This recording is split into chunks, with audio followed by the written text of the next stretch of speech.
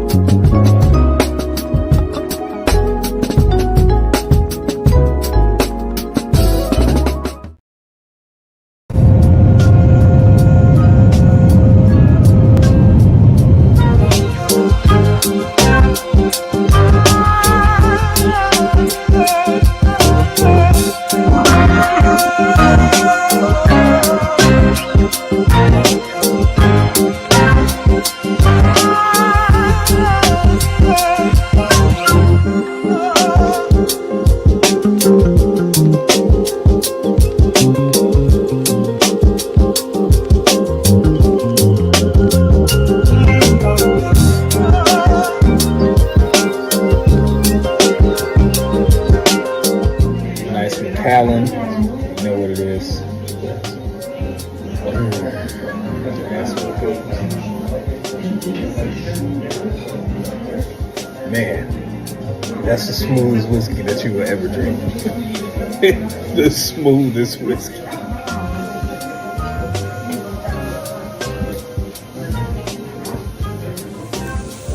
So I'm gonna cook it myself.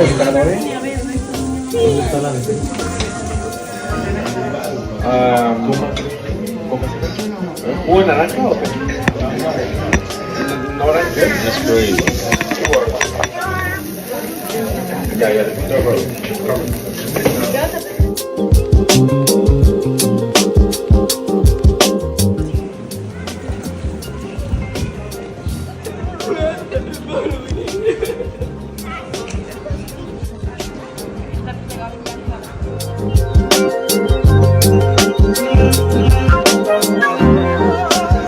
Zurich, Switzerland, Old Town. Just got here today, scoping the scenery out.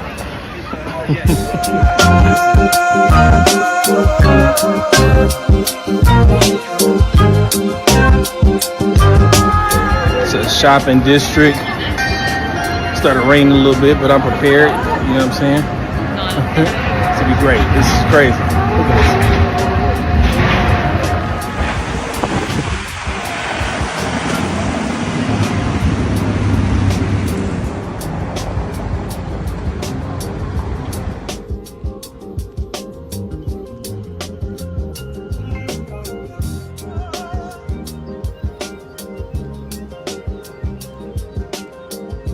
I'm about to try and get me a nice little massage while I'm out here in Zurich. In a hotel, they have their own spa.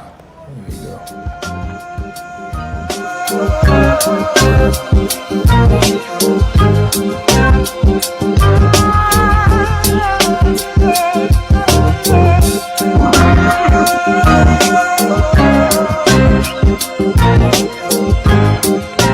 Day before New Year's Eve.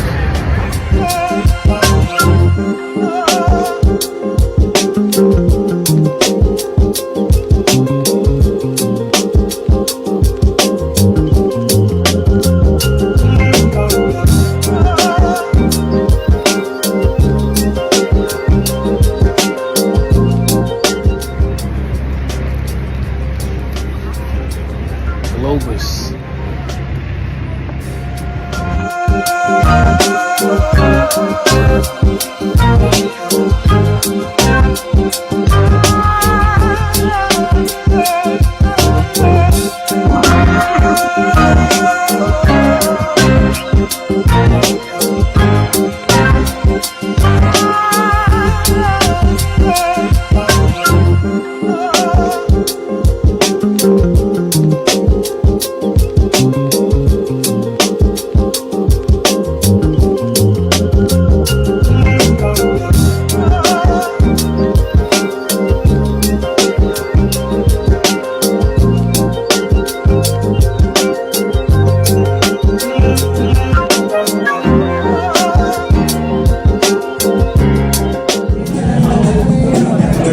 Ordered this, I confirmed this before I started, before I even got here.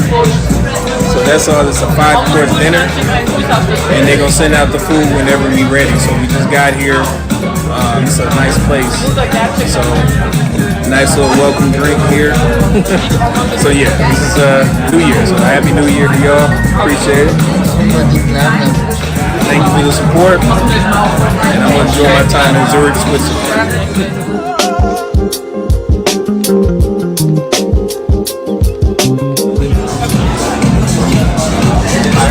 Japanese salad, pretty good. Fresh fish.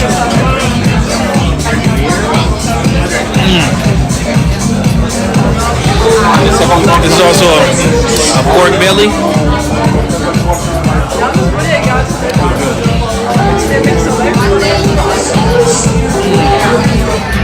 Show you what I'm looking at.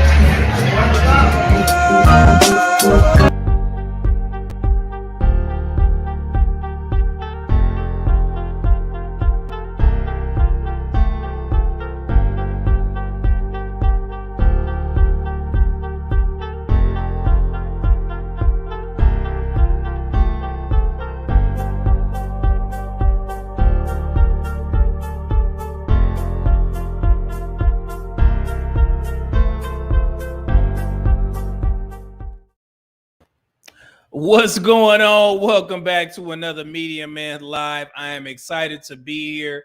Today is Kobe Day. If you guys don't know, the Los Angeles Lakers will be revealing the new Kobe Bryant statue. We will be wearing the Mamba jerseys against the hated Denver Nuggets, the world champion Denver Nuggets at that. But yeah, so this is a great day. So I had to make sure I came on the live stream and give y'all some of these good, tips in regards to dating. And as I stated in the thumbnail, I'm not a dating coach. And I've been very vocal about that. I've said that multiple times. However, I do see some issues that I need to address with the guys. You know, I know we spend a lot of time focusing on the women, but I feel it wouldn't be right of me being, labeled with the term unk if I didn't address these issues, you know. So hopefully this will be a learning experience. It was definitely a learning experience for me when I was younger. So hopefully I can pass on some of these jewels and gems in today's modern society, especially dealing with social media. But we got a whole lot of topics that we need to cover. We have a case study, and hopefully I can be of service to the gentlemen that watch my platform in regards to what they want on the dating market, or if you guys want to even be on the dating market, who knows? So just take this in stride. And, I'm always coming from a educational point of view. So if my advice, if it helps, good. If it doesn't, oh, well, I'm just trying to help y'all out, but I greatly appreciate it. Appreciate the support. We back in the building on this good Thursday. Man, how y'all doing? Let me see what we got in the building before we even get started. Let me see here. Let me see. And we got 56 folks in the building. Make sure you hit that like button so we can get this into the algorithm. I greatly appreciate it. Let me see here what we got. Who's in the building? We got the Zero F's Experience. What's going on, brother? He said, I can't make this one. Too busy at work. Rock out Double M. Oh, yeah, you good, brother. Glad you contributed to the chat before you head out to work, man. You got more pressing matters to deal with, but I greatly appreciate the support, brother, as always. Thank you. And we got Lamar Wyatt. What's going on, good brother? He said, what's happening, Media Man? How are you and the family doing? Happy Thursday, my brother, and salute to the chat. Man, everybody is well, man. I can't complain at all. We're doing great. I'm happy to be here, man. I got 2 streams in for the week right before the Lakers game tonight. You know what I'm saying? So I'm going to be on pins and needles, as always, with the Lakers for some odd reason. On Monday, we had a game against Charlotte, and I just got off the live stream, and I was like, man, I hope we can get a win so we can get 3 in a row. We got the win, but they almost gave me a damn heart attack at the end. We was up by like 20-something and let them young Charlotte boys come back. That guy, what's his name? Brandon Miller, number 24 for Charlotte. He's amazing. You know, I was impressed watching this game. You know, that young man is going to be cold. But yeah, so we got that win, so we good. Let's see here. We got Jake Northington. What's going on, brother? He said these videos should be played in all college economics, ethnic studies, black studies, and women's student classes. This is what should be discussed at all events pertaining to black relationships. And I agree, bro. And I thank you for that. Like I said, it just doesn't make any sense to have a relationship conversation based solely off opinions. If you're going to talk about the state of the black relationships, you need to start with what we see on paper, the facts and statistics. Then you can go down, and then you can start providing solutions instead of going off of your opinion and making one side seem better than the other. Makes no sense to me personally, but I do understand how YouTube works in regards to the algorithm and entertainment. So can't knock them for that. But I just would, if I have any space to help, these conversations out, I'm going to make sure that I do it and put the work in to present the information to you guys. And I got a bunch of videos that I'm coming out that I'm going to clip up because we covered a lot on Monday. This is more of a fun show. However, it is going to give both men and women some insight on how I think in regards to vetting women. As you guys know, I had my issues with gamophobia, which is a strong fear of commitment, documented on paper, went to therapy for that. And I feel that I'm a pretty good judge of character when it comes to the ladies, and I listen a lot. So the young lady that we're actually going to review, it was a lot of things, on top of her being, very attractive young woman, I want to talk to the guys, and yeah, we gonna definitely talk, but stay tuned for that. So appreciate it, Jake. And we got Blue Exodus in the building. He hit the like button on his way in. I greatly appreciate that, brother. Welcome. How you, brother? Everything good? Let's see here. And we got CMB, CM Ben.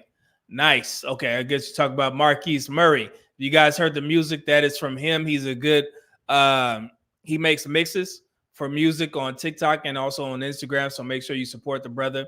I'm not, sponsored by him. I just rock with his music, So yeah, so make sure y'all support the young brother. Let's see here. And I'm not even going to attempt to speak Spanish. Saint Cyr, Buenos tardes, todos. I'm not even going to say it. I know I say excelente dia. Okay, buenos. I know some of it sounds good. Like maybe good afternoon or something like that. You got it, brother. Thank you, brother. Good to see you here. Let's see here. Blade Brown, what's going on? He said that sample going crazy. That's all because of Marquise Murray. Make sure y'all support him. I put his handle in the chat. Thank you, brother. Faceless Man pulling up to support. Like the stream. Appreciate that, brother. Yeah, because I will forget. Skinny Boy, what's going on, brother? So salute, Media Man. How you? Let's see here. Glow said, afternoon, Media Man. Afternoon. What's going on? Good to see some of the names that I recognize. Yeah, feel at home. Because we got 72 folks in here. So I hope them likes look the same. The dude from Fairfax, what's going on? He says, salute to you, Media Man. I'm not on the dating market. I'm clear on my purpose, working on me. If someone comes along on the journey, great. If not, I'm going to continue grinding either way. Hey, man, salute to you, brother. Sounds like a plan to me. Thank you, brother. Let's see here. Educated Tyrone. He says, sup, Media Man. What's going on, good brother? How you? How you? Salute. Skinny Boy said, that Umar video you just uploaded was fire. I'm so sick of him. Yeah, man. And it's, honestly, and I know, some people are like, man, you kind of promoting this brother, but I think the word is out, man. I honestly do, especially amongst Black men. And I know somebody in the comment section, they said something along the lines of why would he offend his financial base? And I said that in the video, so I understand it. If Dr. Umar, and he's experienced backlash before, for parroting one of Kevin Samuels' talking points in regards to, waiting too long to settle down. Black women came for him, a while back. I think this was like maybe 1 or 2 years ago where he spoke out about this. I actually did a video on it. So he understands the backlash. So now we as Black men, as aware Black men, we cannot expect him to turn his back on his primary financial base, which is Black women, right? So I definitely understand the purpose as to why he says the things that he does, but it doesn't help the Black community at all, And like I said, I tend to be fairly neutral in this, but, the only time that I get involved is when people are lying about Black men and lying about the statistics. And that doesn't help when they do that. And Dr. Umar leads that category. And I just wish that Black women as a whole would wake up and understand, like, man, maybe I need to separate myself from this guy if I don't start seeing results. And a lot of Black women don't, because sometimes it feels good to be, told that you're doing everything right. It's sad, but it's true, man. So, yeah. Oh, man. So we got some super chats. My man, what's going on? Ishmael, what's going on, brother? With the 499 super chat, said good evening, Media Man and live chat. Man, I greatly appreciate it. That brother Cole in his profile picture. What is that? A purple or plum tuxedo? Man, are you cold, brother? Thank you. And I definitely was. Let me update. Oh, wait, my bad. We got LJ with the $5 super chat. I was just about to update it for you, the show sponsor, but I definitely will acknowledge your support, Ishmael. LJ with the $5 super chat said, what's good, bro? We're almost at 35K subs. Yeah, man, you see that? I mentioned that last live stream, man. 35K. I can't believe it. That's amazing. And that's thanks to you guys. I greatly appreciate it. 35,000 subscribers. I would have never, man, it's don't even sound right, but I greatly appreciate y'all support. Thank you for pointing that out, man. going from where I was this time last year. I think we were at 4,000. So man, thank y'all. Appreciate it. Thank you, LJ, for pointing that out. And then we got C. Jeremiah with the super sticker, $4.99. Thank you, brother. Good to see you here as always. And there is our show sponsor, NY. Let me see. I want to mess this up. I'm going to just spell it. NYG Man Val with the $20 super chat. Thank you, brother.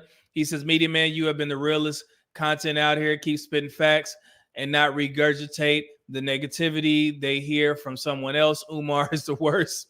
I love to see you debate him. Keep it up, sir. Repping Norfolk, Virginia. Absolutely, man. I spent a lot of time in Norfolk, being in the military, of course, going to different training sessions with the Navy. So me being an Air Force guy, so we kind of work hand in hand on certain things. Been out there a lot, and also Langley is very close. So I've trained out there as well. So thank you, brother. Appreciate it. Man, y'all supporting you, boy. But let me go ahead and update the banner so I can give NYG his just due. Thank you, brother. Let's see here. Because you are our show sponsor. Hold on. NYG. Let's see. Man, foul.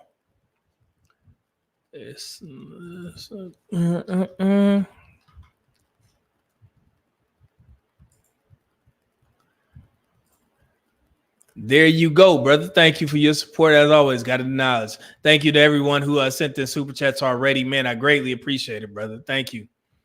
So yeah, Skinny Boy, he said he needs his cocoa butter queen to the sky. Reese Johnson, what's going on, brother? He said, let's go. Absolutely, man. Good to see you here, man.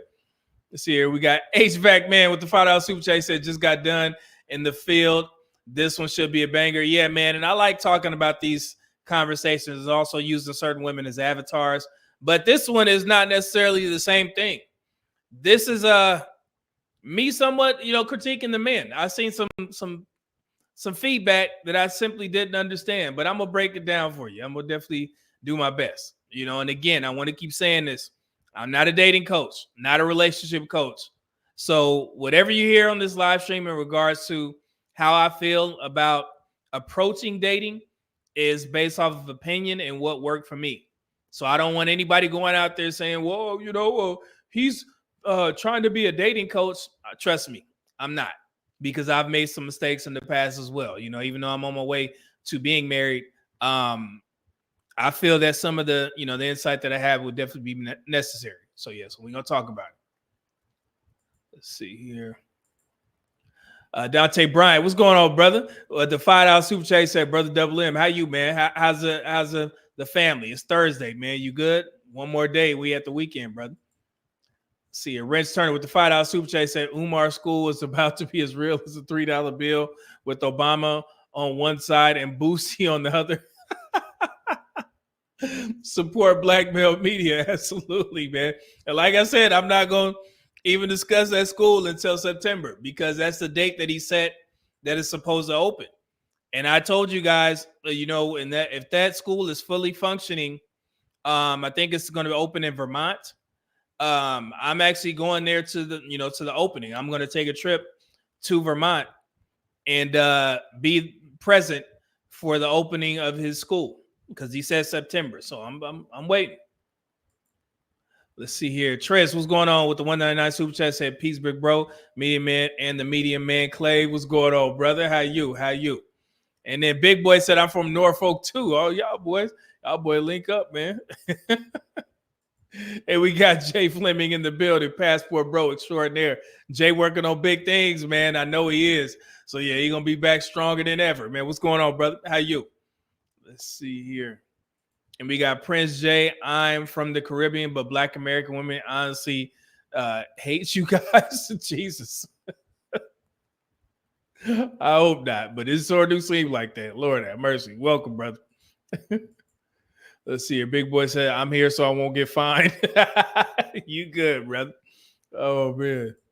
Let's see here. Reese Johnson said, medium game. Buy my dating course for a small 6 payment of $9.99. Yeah, you know what I'm saying? I mean, y'all want to, buy my course. Let me put out a course. I'm gonna basically tell you to tell the truth and man up, and then I'm gonna charge you $1,000. Oh man, let's see. H2 after morning. What's going on, brother? How you? You good? You good? Oh, it's Delaware. My bad. Vermont. I said Vermont. Delaware. Dante Bryan, thank you. Appreciate it. Tress, thank you. Wilmington, Delaware, not Vermont. Thank y'all, brothers. So y'all know.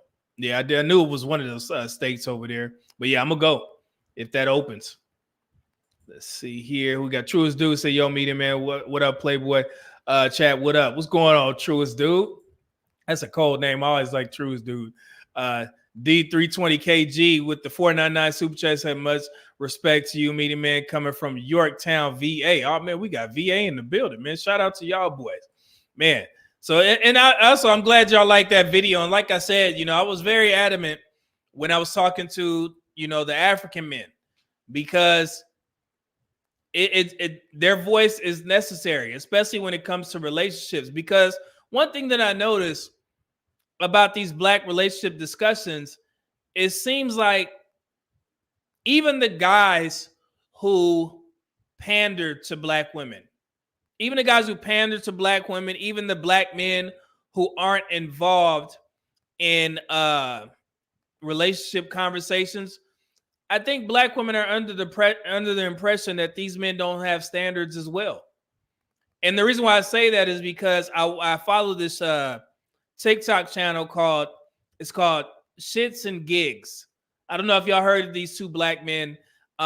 They're from London, and they do funny reaction videos to like comments. Like they'll read comments and then they'll, laugh about them or whatever. And I seen under their comment section, it was women, and they were saying, these are the only Black men that should have podcasts.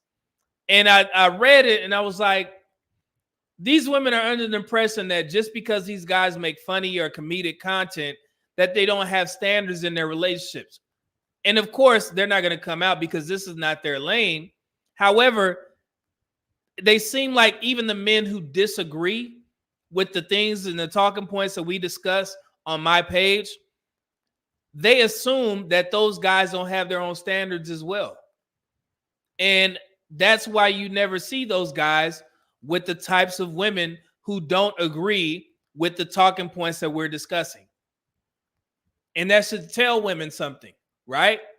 Because, going out there thinking that just because a man is telling you, hey, man, a man should be paying for all your bills and all this type of stuff. But I promise you, if you ask him offline, some of the talking points, do you want your woman to just sit or to just work, keep her own money, and don't worry about, paying a bill, don't worry about doing anything. She's just there to look pretty. Ask them that question. I promise you, they probably have the same standards as we do. And a prime example of that is Anthony O'Neill. You guys know who Anthony O'Neill is? He's more so in the financial space, but he also talks about relationships as well. He's had multiple videos where he said that women tried to get him to go to high-priced restaurants just because he has the money, and she was trying to blast him online. He did an interview with the roommates where he was discussing this.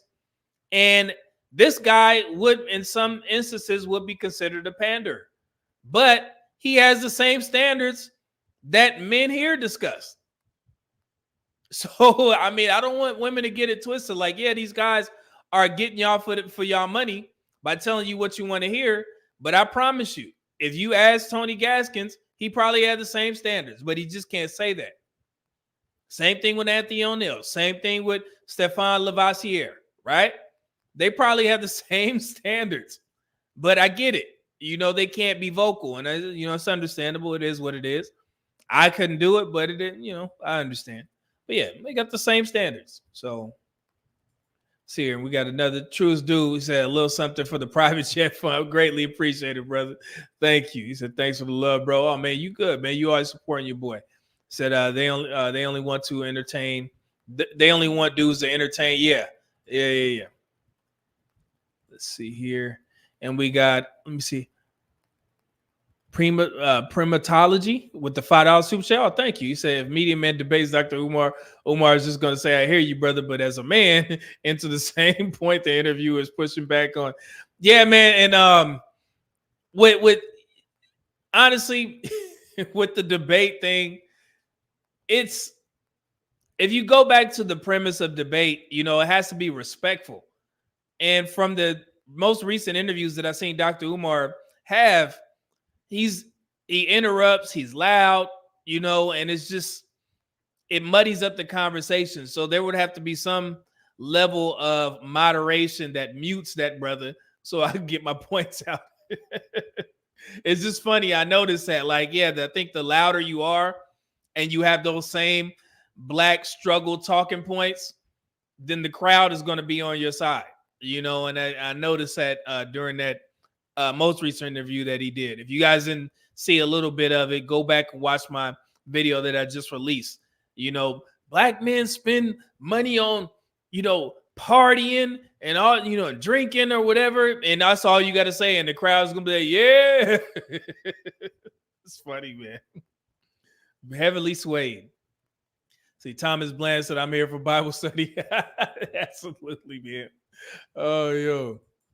Let's see here. H2 said, that's what often doesn't happen in these talking spaces. People don't allow you the floor without interruption, so you can't convey your entire point without rebuttal. Yeah, and that's my issue. And that's one of the main reasons why I created this platform, H2, because, and I give y'all a quick, you know, overview of the story as to how I got into these conversations. I had a close friend, you guys heard me say had, she used to, you know, we used to talk about relationships offline, and she always used to value my, you know, different opinion coming from a male point of view. And I always used to have relationship discussions while in the military. The women used to come to me and ask questions, and I would answer them, and we would discuss certain things here and there. So she actually recommended that I join this Facebook page where they talking about black relationships. And this was really before I even thought about getting into this space, right? And this was like maybe 2017. So when I entered this group, this Facebook group, I didn't know that there were women who identified as like the sisterhood, where whatever a woman says, they have to be with it. So when I got in there and they would post something, you know, a conversation question, and I would answer, you know, and the women was, you know, cursing me out, calling me all types of names. And I was like, man, hold on. I was like, I'm not even disrespectful. I'm just saying, you know, this is what this actually means, so on and so forth. And I was getting cursed out. So I, you know, messaged my friend who asked me to join this group. I was like, hey, why you tell me to get involved with this damn group? Like, I said one thing and these women cursing me out. Like, what the hell is going on?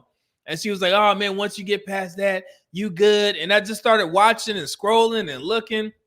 And I just seen all these women with all this attitude and pissed off. And I was like, man, this is not for me. So I left the group, and I was like, how can you have a conversation with people if they won't even listen to your point of view or understand logic? And she got upset, you know, that I was, you know, trying to explain how men really think. And so we, you know, ended our friendship. She stopped, you know, messaging me. So I just, you know, deleted her from my Facebook page. But that's what led me to creating the question of the day on Facebook. That was my page name. I was just asking questions, and I would like break it down logically, you know, and then I would ask a question and people would engage. And, you know, that's how I got to, you know, 41,000 followers on Facebook. So from there, when I, you know, started focusing on, you know, maybe getting on YouTube, I changed the name to Media Man, and then I came over here, and this is where we're at now. But that's how it actually started. I didn't know that I was going into a gauntlet of, you know, bitter ass women. So, I mean, you know, that's me being clueless. I'm thinking that everybody's supposed to be respectful if you're respectful with them, and it just bothered me. And I was like, you know what? I think I need to make my own space to where I can have these discussions. And lo and behold, almost 35,000 subscribers. Here we are. So, so yeah, this is a quick backstory. Let's see here. The average bro with the 499 super chat, he said, are you doing console chat? Oh, yep, man. I do about 2 or 3 consoles each week. Yeah, I've been on Calendly since last year. And since last year, every week it's about 2 or 3. I have some recurring men and women, mind you, that we discuss, on Calendly. So yeah, man. Yeah, I'm on there. Thank you, brother. Let's see here. The Magnum Group said the hostility is real. Yeah, man, I was clueless. I had never met women. Dealt with women on a personal level that act as such. Some of the women that I see on the panels, I'm like, damn, like, I didn't even know those types of women existed. And that's not me being cocky. I'm just like, well, I just would rather not entertain women who are that aggressive and masculine. I'm like, what? This is weird to me. So Trey said, now you see why she was in that group. Yeah, and I understand it. So yeah, so I definitely understand it. She had 3 kids, two baby daddies, and I understood, and I didn't even understand the dynamics of that. I just knew that, I didn't have nothing to offer a woman with that many children, if I was on the, when I was on the dating market. But yeah, I definitely understand now. So Trish said she thinks like they do. Yeah. And like I said, I started scrolling and she was responding. And then her and her friend, I used to say things on my page, on my personal page on Facebook, and they would like respond kind of sly remarks. So I kind of got it. So let's see here. Madam Group says, Skinny, we all thought that. Oh, yeah, man, I got it. Let's see here. Sammy Iries 86. What's going on, brother? Good to see you back. Said that's a tough time, medium man. Oh man, thank you, brother. This tie actually came from Joseph A. Bank. No. Wait, let me get this right. Was that Joseph A. Bank or Men's Warehouse? Men's Warehouse. This is from Men's Warehouse, I believe.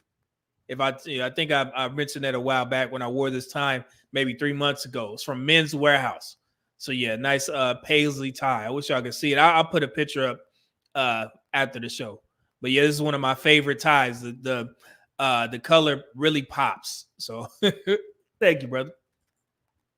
The Skinny Boy says started from the bottom. Now we're here. Yeah, man. Yeah. I'm spending a lot of time on the comment section because this is Thursday. Y'all know I go. Derek Gaines, the legend. What's going on? He said, what's up, media man? I'm not trolling today. I really don't feel good. Oh, man, you good? Hey, man, there's been a flu or something going around recently. I know one of my homeboys just got over it also. So if that's what you're feeling, man, yeah, man, rest up, brother. I appreciate it, man. Let's see here. One Titans, you actually come across them every day. You just don't realize who they are offline. Yeah, man, and I just don't interact with them. So Project 007 said the vitriol won't stop either in the Bible. Jezebel got dressed up just to be thrown out a window and eaten by dogs. Lord have mercy. Jesus. I got to read. Where's my book? I got my Understanding the Bible book that I've been reading, so I ain't got to that part yet. Let's see here. Magnum said Men's Warehouse in the building. Oh, yeah, man, I love that. Oh, we got a YouTube celebrity, Melanie King, in the building. Good to see you in here. Everybody make sure you subscribe to Melanie King. She's putting out that good content. Man, I love it. Thank you. Hey, I don't know. I gave you a rinse. Go ahead and put your links in there if you want to. Melanie, thank you. Let's see here. The Magnum Group said every man should have a favorite tie. Yeah, man, I think I got a couple of them. So, but yeah, I'm more partial to paisley printed ties as well, man. Just feel very fancy, mind you. Let's see here. And I get, let's see here. Who is this? Let's see. AJ32 said, Meaty Man, does the tie supposed to come midway to your belt buckle or just right above the belt buckle? Great show the other day regarding ties too. I like to, and this is just me. There's, if you ask different people, the both ways that you mentioned, they'll say yes, but never below. But when you stand up or when you have your coat, your suit, jacket pinned, or button with that one button, it looks better if it's like right there in the middle because you can see a little bit of the tie peek out sometimes. However, I mean, I would say at the middle. I like the middle line. That's where my ties. I wish I had a picture, I would show you. But yeah, right there at the midline, or slightly above. But yeah, just touching. I like that. So, but yeah, I like to see it's a little peak right there. So I'm gonna put something together. I got you. Magnum Group say, "Hey, Melanie King, good. Let's see here." And we got Magnum Group said, "Bro, tablespoon apple cider vinegar, a glass of water. If you're sick, you'll know it's working." Oh yeah, man, I got a whole big ass bottle back there. So let's get one more. Prince J said, "I would love your opinion on the recent TradCon debate. Chris Pill people think they can restore the patriarchy. Can restore the patriarchy? I didn't know the patriarchy was gone." I mean, offline I have those discussions, man. If you want to discuss, we could book a session. But yeah, I have those discussions offline. But appreciate it, brother. Let's see here. All right. Let's see here. Who else we got? I get one more. Renz Turner said, if you're looking for some amazing quality and fit dress shirts, try Charles Chewit Brothers. Oh, okay. Cool. Let's see here. What did Melanie say?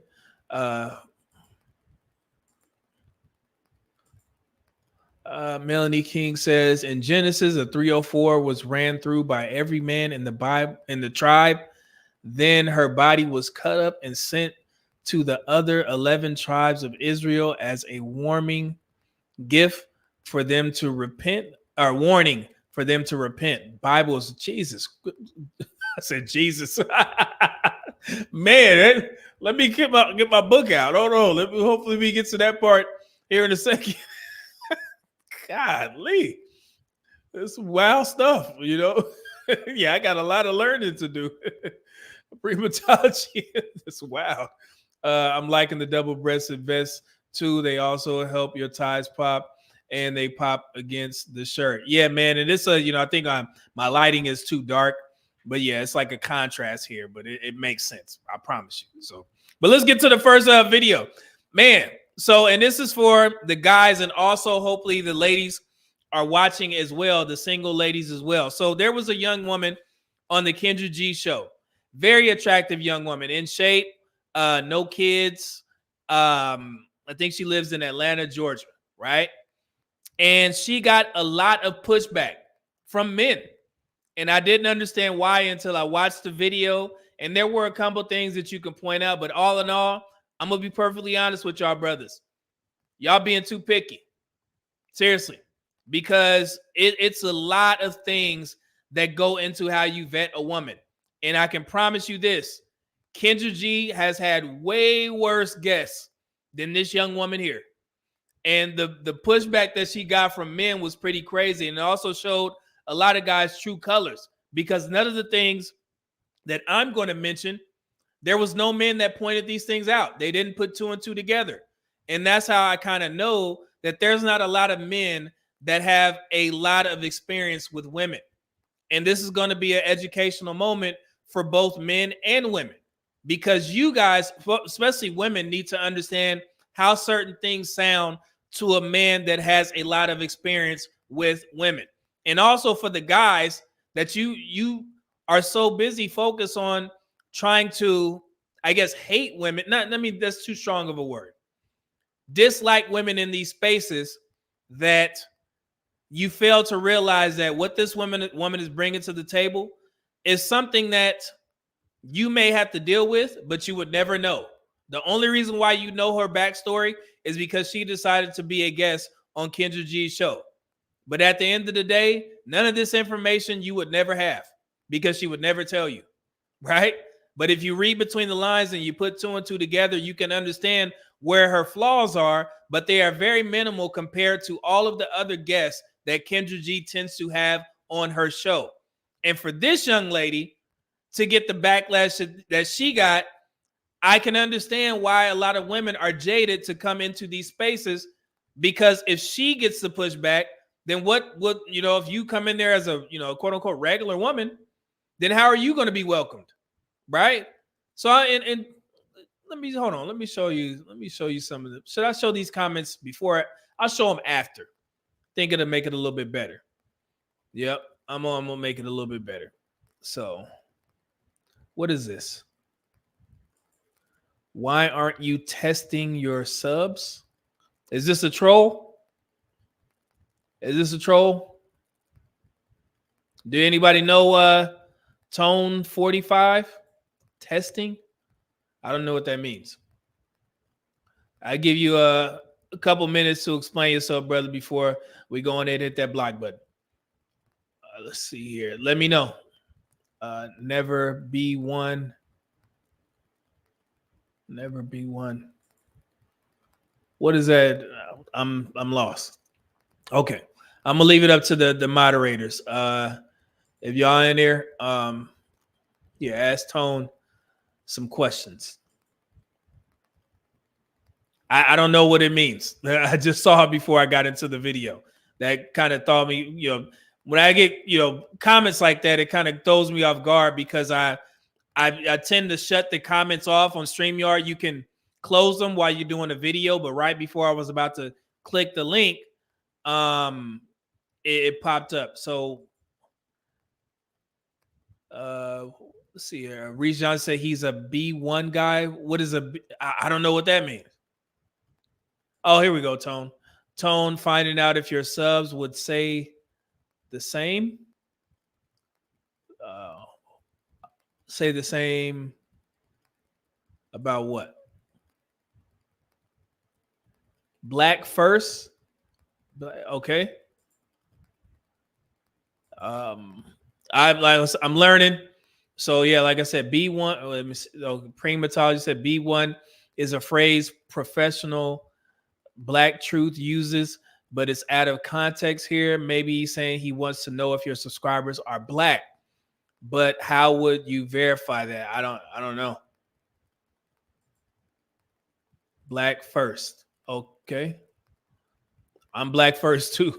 I don't know. All right, let's move on.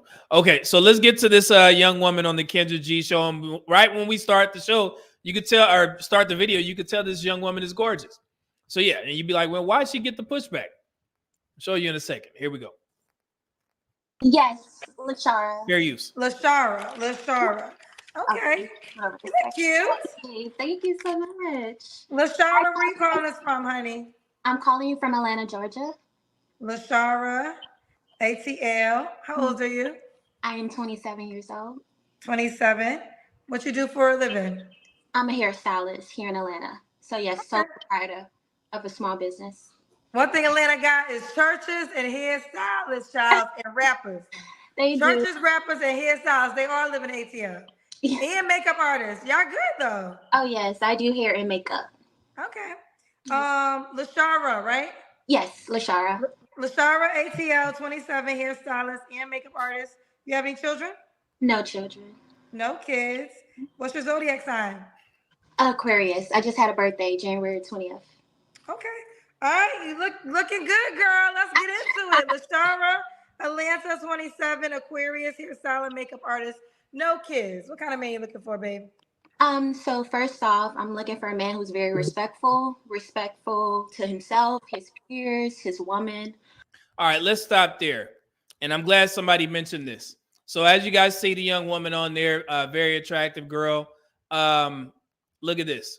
Educated Tyrone said, Melody King facts. Oh, okay.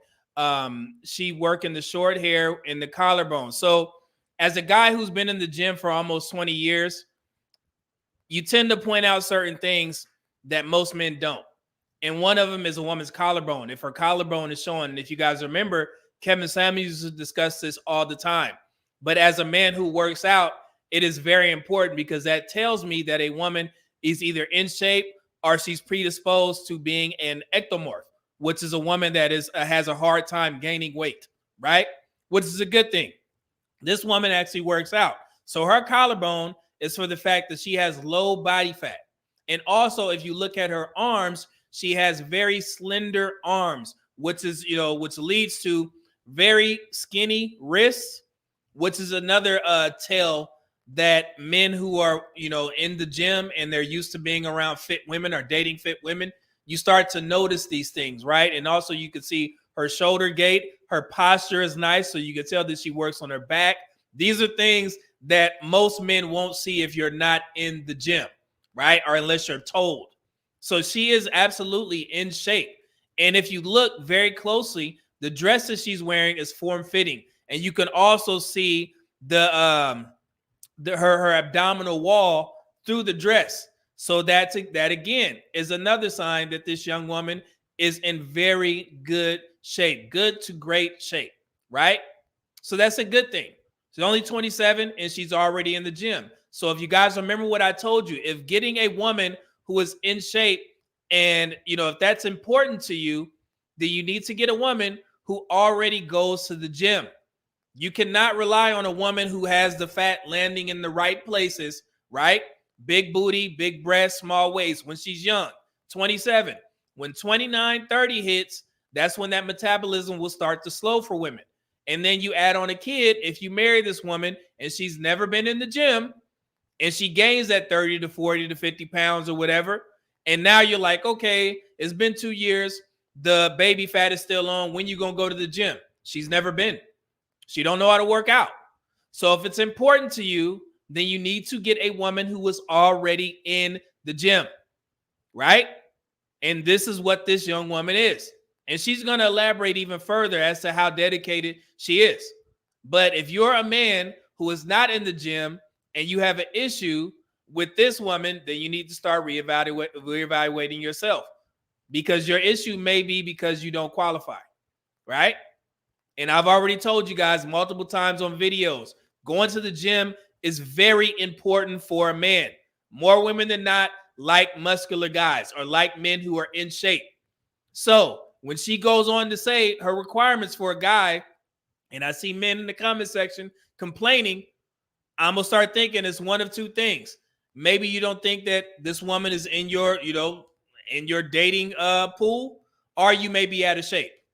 So y'all better mind, watch what you comment under these posts when you're going back and forth with these types of, women or conversations. Oh man, she may be putting on the front and this and that or whatever. Y'all better start looking at yourselves. So let's continue.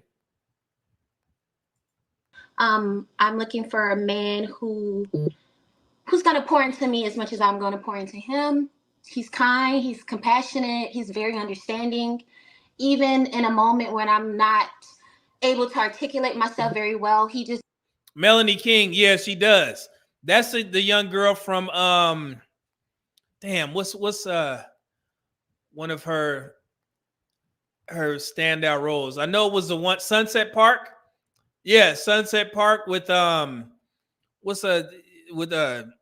guy from Onyx. Sunset, but yeah, she was in the Wood too. The one that got her booty touched. Yeah. Sunset Park in the Wood. Yeah, she got her booty touched. I remember that. So yeah, that's funny. All right, here we go. Understands me because he knows me. He knows my character. A man who doesn't have any bad habits like smoking weed, alcohol addiction, drugs, stuff like that. No bad habits. I'm looking for someone who exudes health. I work out 4 to 5 days out the week, 2 hours a day. Sometimes I go 3. Gym for me is very therapeutic. So I need him to be in the gym consistently. All right. Y'all hear that?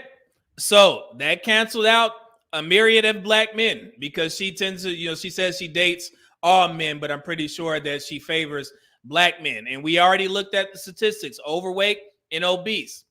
Even though black men come in second when you rank them between black men and black women, and black, or white people and black people, black men come in, second to white women. White women are first as having the lowest overweight and obesity rates, then black men, then white men, then black women. But that rate is still high. I believe it's in the low 70s, right? If you go back and watch my video or whatever, right? So there are a lot of black men who are overweight and or obese. So if you are one of those guys and you were offended by her saying that she needs a man to be in the gym, then you may fit into the category of not qualifying. So you should not be commenting and being crazy under these comment sections saying that, man, maybe she may be putting up a front or whatever. You know, let's see her stand up. And she gonna stand up here in a second. And I rarely show, when I review these Kendra G videos, I really don't like showing the the Kendra cam, but for this one, I definitely will. So you guys can understand that she can absolutely ask for a man who is in shape, because her herself is in shape. You get a lot of women on Kendra G's show that don't go to the gym, but they swear that they want a man who's muscular or a man who's tall and in shape. This woman can actually ask for that, and that's okay, right? Let's continue. I'm looking for someone who is very romantic. Yes, he has to be a provider, but I'm not going to, base his income at a certain tax bracket or a certain income bracket. So this is where one of them, these women are getting very very smart, because they know that when men hear $100,000 or more, it's such a repeated number that they're trying to stray away from that. We just talked about that in the other Kendra G case study that we did from the other two women, where she was asking for a man to give her $500 each month just for play money. And then you had the older woman saying that her play money for the year was $60,000, right? So they're not putting a number on it anymore, because they know that men are privy to we are aware of the $100,000 mark. So they're trying to be smart. I don't want to put a tax bracket on it and all that type of stuff, trying to be very vague. But at the end of the day, you understand that these women do, they're asking for a man to make a particular amount of money, right? And it's okay. We're used to it. So, so here we go. He has to be the sole provider. He has to make me feel very safe. Yeah, that's all I got for right now. Sole provider. Y'all remember the breakdown that we did of the 5 different types of relationship dynamics in marriage? She says sole provider. Let me read something off to y'all real quick. So you have the 5 basic marriage types. Wife, sole breadwinner. Wife, primary breadwinner, egalitarian, 50-50. Husband, primary breadwinner. Husband, sole breadwinner. So sole provider, she kind of got it mixed up, but it's okay. Sole provider or sole breadwinner is the husband has positive earnings. Wife has no earnings. So that's basically what she's looking for. She wants to be, I assume, a stay-at-home mother, right? So let's listen to what she has to say. So here we go. So what's your deal breakers? Deal breakers is someone who does not know how to control his temper. Especially if he is upset, and I can understand that, but at the same time, I'm okay with us falling back just for a moment, just so that we can come back to each other and start over as far as the communication, because communication is very big for me, especially in a relationship. Another deal breaker is someone who is not willing to understand my perspective on things. I don't care to be just, how am I trying to say this? I apologize, Miss Kendra. I'm a little nervous. Sorry. Another deal breaker. I'm sorry. Just give me a moment. Another deal breaker. I have some stuff written down. Someone who is not going to show up for me as well, especially when I really need you. And I'm the type of person that cannot allow anybody to do anything for me. So when I really... All right. So there's the point right there that I wish women and men would understand. So let me explain what she's saying here. She says she's not the type of woman that likes a man to do anything for her. And I want to turn this back on the men. In these discussions, we always say that it's not a flex for a woman to say that I'm an independent woman. Our stance is that you're just simply being an adult. So if she's been single and she's just taking care of her own self, then she's not going to be asking anybody to take care of her bills. So that's what she means by saying, hey, I'm not the type of woman to ask somebody to do something for me. However, the other narrative that a lot of guys have in these spaces is they say that take care of the woman that doesn't need to be taken care of. Have y'all heard that before? Take care of the woman that doesn't need to be taken care of. So if she's taking care of herself, you come into her life and you see that she has her stuff together, then you want to do more. Is that fair? Right? You want to help this woman out. You want to take care of this woman. So I don't think that should be a knock for her saying that I'm not the type of woman to ask somebody for help, because she doesn't have a choice. If she's not in a relationship, if she's not married, who else is going to take care of her? Her father or her? Her, right? So let me know in the comment section. Is that what we say in these spaces?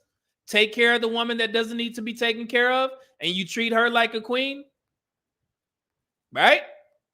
So, and the reason why I'm stressing this is because I've seen a lot of comments saying, oh man, that's a red flag, because she said that, you know, she don't like asking somebody to help her take care of things. Would y'all like the opposite? Would you want her to be one of these women that's asking for $500 a month because she needs to be taken care of? I thought y'all didn't like that, gentlemen, right? So would you rather her say that I'm taking care of myself, and then you come here and you add to her life just as she adds to your life? And she's going to explain that. But let's be clear here. We can have the opposite. Go on Kendra G show, and every show you'll have a woman asking for some asinine number of money, amount of money.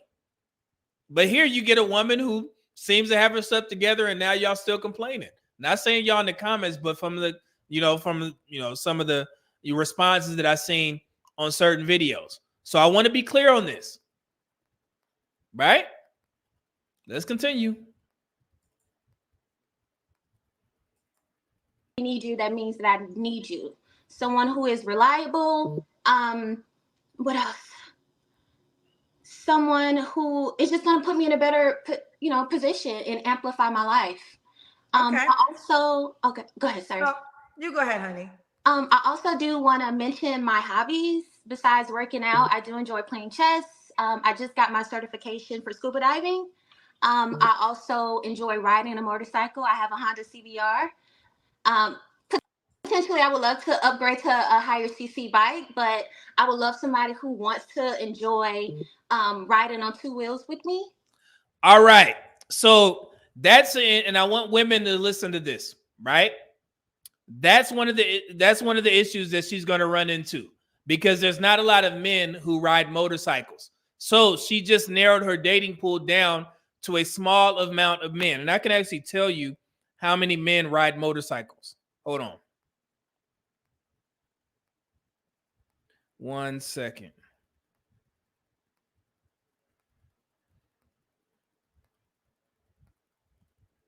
Where the hell did it go? Let's see here.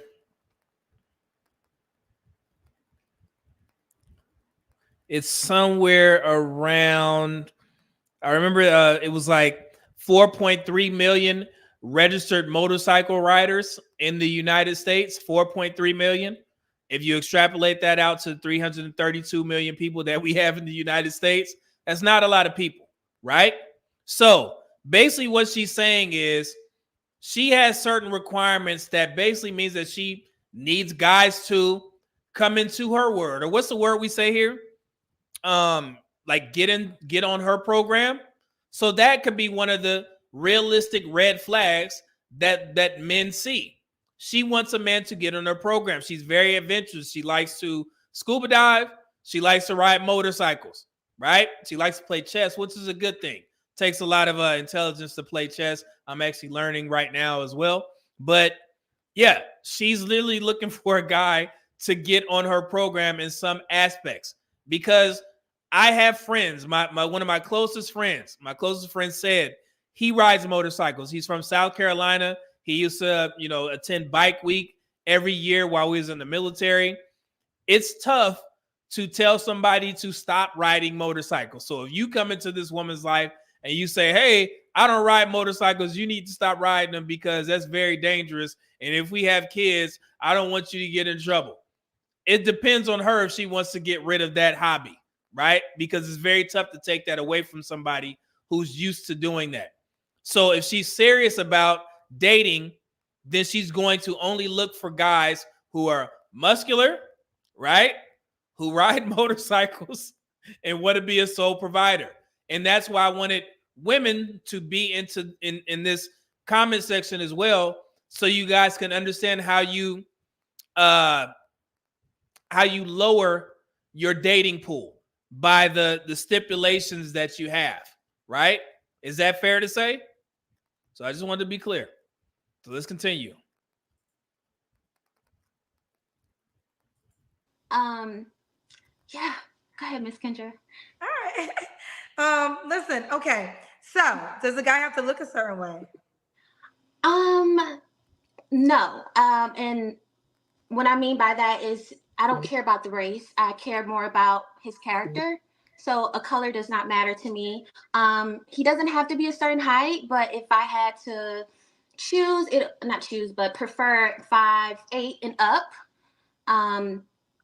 Yes. So he also has to be physically in shape. She mentioned that twice. So she is very vain when it comes to a man's looks, which is normal with the majority of Black women. And we just got to understand that looks rank the highest amongst our women. You can't get around it. So it is what it is. Like it has to show through his, stature.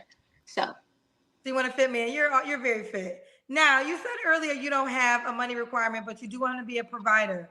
Absolutely. And a provider, you said sole provider. So do you want to contribute to any bills, or do you want this man to know he'll be paying all the bills? I have no problem contributing. I know that sometimes in life we go through hard times, and if he cannot provide, I'm more than happy to get back to my hustle mentality, because at the end of the day, I would love not to work, but if I have to, I will. I mean, I'm being very considerate, especially if my partner can't handle it. I'm not going to just leave him out here to provide for us and he can't do it. So, okay. Yeah. Okay, so she's given the cookie cutter answer that we hear in these spaces. If you watch Kendra G's show, and remember, guys, you guys recommended that I watch some of her videos, and I have, and this sounds very familiar. She's saying, yeah, she's walking it back, basically. First, she wanted a man to pay all of the bills. And then when Kendra G pressed her, she said that I don't mind, doing my part and paying for certain things, which is something that men would like to hear. I'm pretty sure she understands this. So she made sure that she added that into there, because let's say if she would have said, no, I'm not working for anything, right? Men will be turned off by that. But as you know, when you hear her say, oh yeah, I'll contribute. So yeah, but only if she has to, right? But it's normal.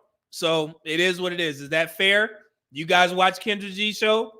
Does that comment sound familiar from most women? So yeah, it's very it's very tough, but you guys understand. Look, Melanie King says she will resent having to work and look to monkey branch. Yeah, and that's what I said. So she feels that she is worth, from what I gather, she feels that she is worth being a stay-at-home wife / stay-at-home mother.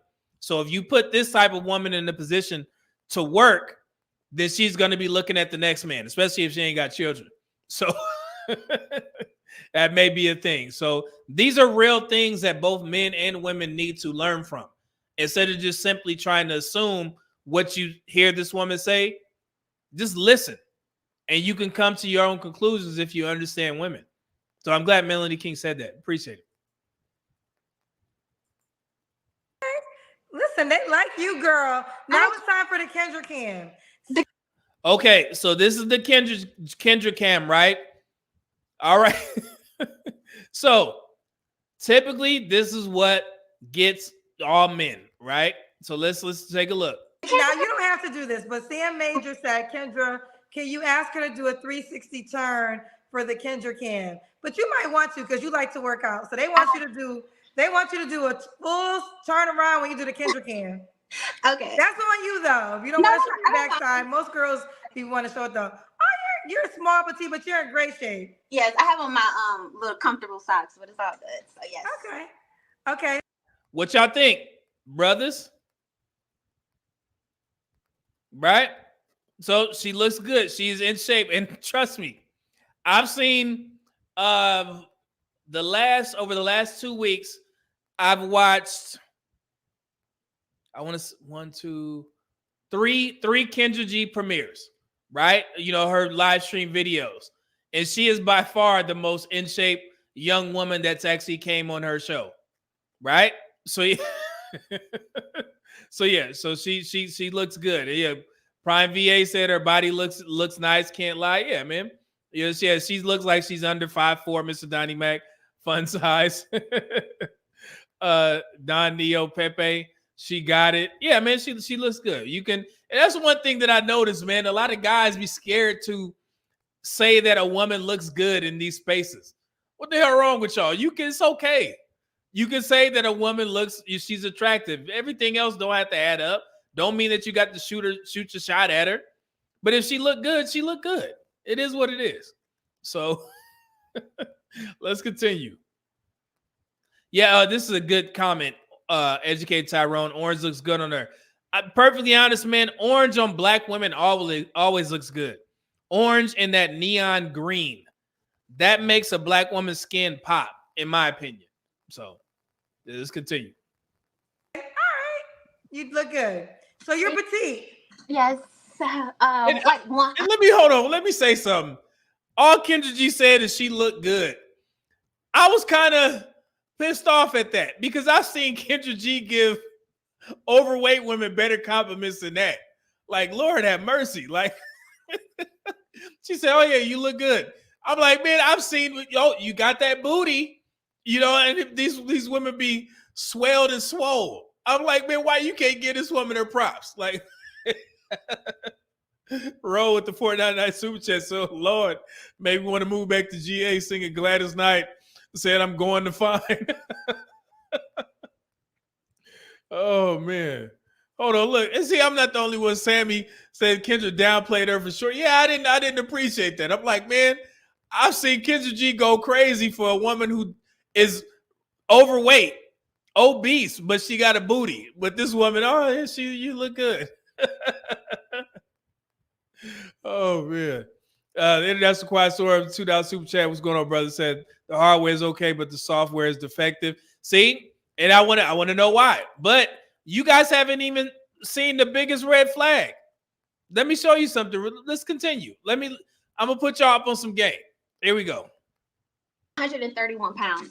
131 pounds. Okay. Lashara, correct? Yes, Lashara. What is the age range you would date? So I would like to be with somebody between the age of 35 and 45.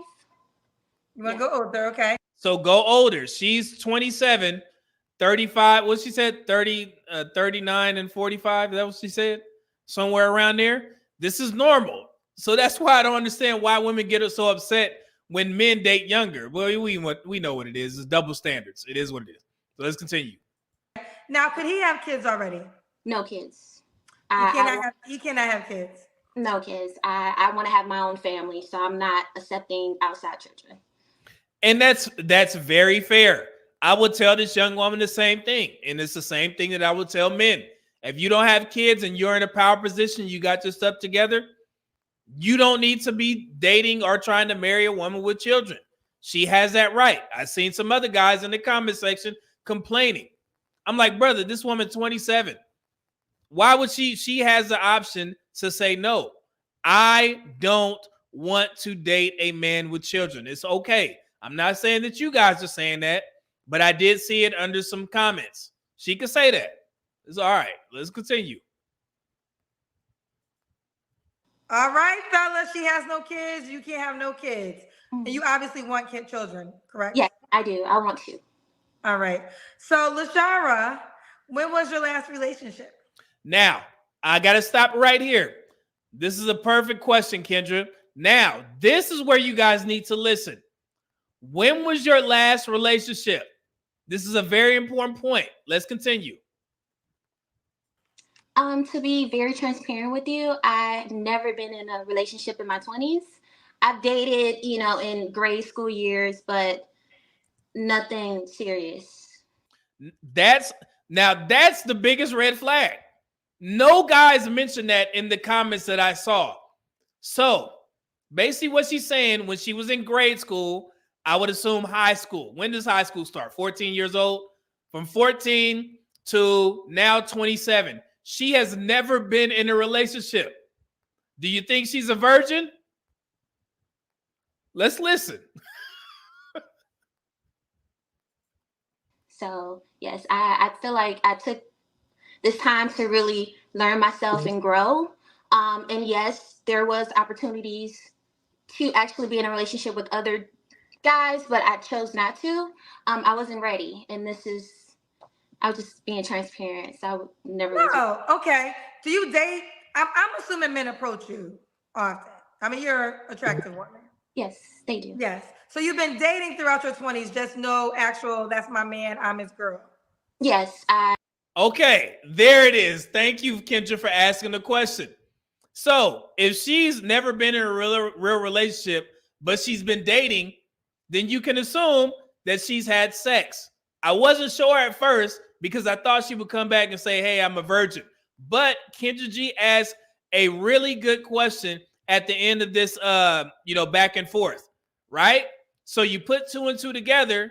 As a man, you can assume that she's been riding the CC, right? If she's never been in a relationship, and let me put y'all on some game real quick. Women who are in the gym very heavily, they're around men who are in shape, right? And those men tend to get afforded opportunities that most men don't. Basically meaning that you will be able to have sex with women without having to bring anything else to the table. And that's just being perfectly honest. And I'm speaking from experience, right?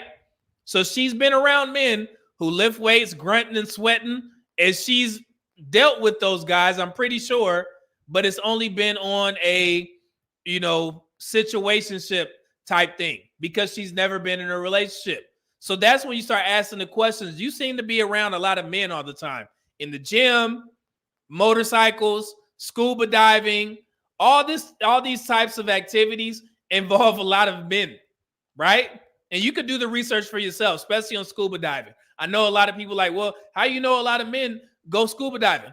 Do your research and you'll see how many men actually engage in that activity as opposed to women.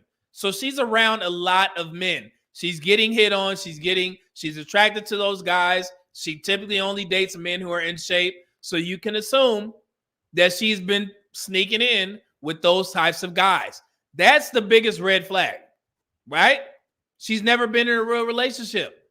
So anything that she says in regards to taking care of a man on a long-term scale, she's never had to do. She's never experienced. That's a red flag. But 27, in shape, no kids, that's something that a lot of men can tend to overlook, right? And again, we would never have this information if she had never came on Kendra G's show. She would never tell you this. So I just want to be clear. You guys wouldn't be afforded this information if you weren't dealing with her on a personal level. So her biggest flaw is that she came on a popular platform and she basically told men who are aware that, hey, I've been riding the CC for however, long that I've been riding it. And now I want to settle down. Doesn't say that she's a good, she may be a good woman, but we just know that she's been sneaking in without commitment. And now she wants to settle down. She wants you to settle down with her. All right, let's continue. I have been dating, but last year I definitely took that single season that you always talk about. Yes, Yeah. to learn myself, and I have learned myself.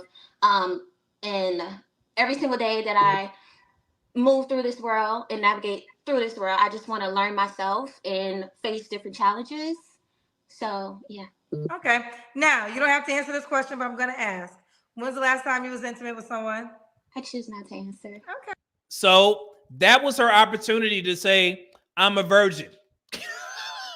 But she said, I choose not to answer. So drives home the point that she's been on that CC. So she's had sex before, but never had a relationship.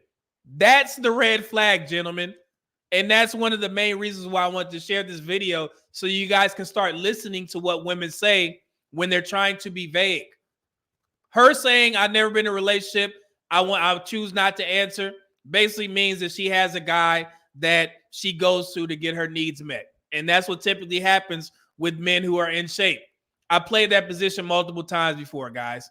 Not being in a relationship, telling the woman the truth, but I'm in that damn gym. So they're like, hey, when I need to sneak in, I'm gonna just go ahead and call Media Man and we can go ahead and do our thing. I'm pretty sure she has a guy like that. But now she's trying to settle down. So, and again, sometimes you guys look at the wrong things. I get it. You're looking at her appearance, and then you're like, okay, I'm listening to what she's saying. I really can't understand why she's not wifed up, because she's never required men to wife her up. That's it right there. I just want to be clear. She's never required it, but now she is. But she's young enough to make the transition, 27 years old. And also, she doesn't have kids. That's a huge factor. So she's in a power position. However, coming on Kendra G's show and saying that would spark a lot of good men to have caution. Why are you trying to settle down now when you ain't never been in a relationship? Do you even know how to take care of a man? Do you even know how to be a wife? Have you cooked for a man? Because all of our hobbies are very masculine. Chess, scuba diving, motorcycles. She's around men, so she's been sneaking in. So she may not even know how to take care of a guy while living with him. So you may be in a position as an older guy, 35 to 45, you may have to take the position of teaching this woman. So if you're not in the position as a man, or you don't want to teach a woman what to do, then she may not be the woman for you, because she don't really know. She don't have experience, right? Is that fair, guys?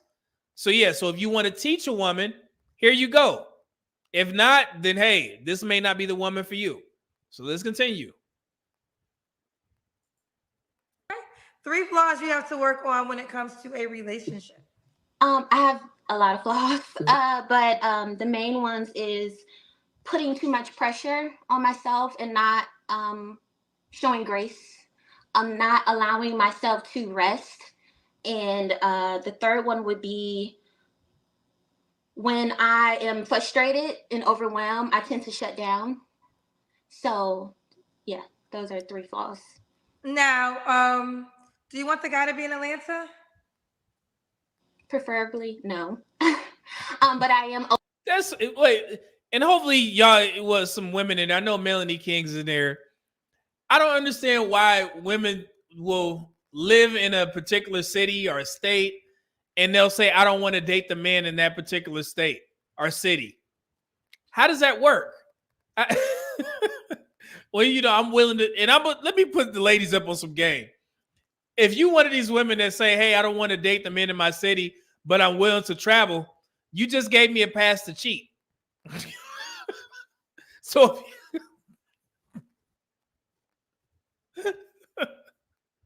I'm not going to fully commit to your ass. If you tell me you live in Atlanta and we hook up and I'm living in California, oh yeah, we can be in a relationship, but I'm going to be sneaking in with everything that's walking because you're not here. And don't let these TV shows fool you. A woman is not going to be popping up on you like that to see what you're doing in your different state, because most women keep quiet, especially if you're single. The only men who get manipulated like that is married men. I'm going to tell your wife because he got something to lose. A single man, no. These women going to keep their ass quiet. So you can tell her that, hey, I got a woman that I'm seeing in Atlanta. And then women will literally look you square in your face and say, was she not here? So let you be one of these women that don't date in your own city and you trying to get a man in another state. Okay. Great. We could be in a relationship. Okay. Y'all, like I said, women, y'all don't know how vindictive women can be. They don't care about your ass. Ain't no sisterhood. Ain't none of that. If she want that man, she will have him in one way or another. and she'll laugh at your ass. You got to tell the girl to chill out, man. You know what I'm saying? Hey, you know what I'm saying? We just sneaking in. It ain't nothing. Play your position. Let's continue. Open to men here in Atlanta, but I prefer for him to be in another country. I'm ready And she said she want a man in another country. Oh yeah, I'm gonna have 3 families by then. to move. I'm ready to relocate as well. But if I do that, we have to be with each other for at least committed with each other for at least 6 months. No, I'm sorry. Let me stop. A year before I make that transition, because I have no problem merging lives. It just has to make sense for me as well. Okay. Now, why would a guy be lucky to be with you? He will be lucky to be with me because I am very kind. I have a really great heart. I am a nurturer at heart. I love the idea of being in love. I am very considerate of my partner. I'm very observant, so I would know if my partner is upset. I will try to help in any way that I can. I will cater to his love languages.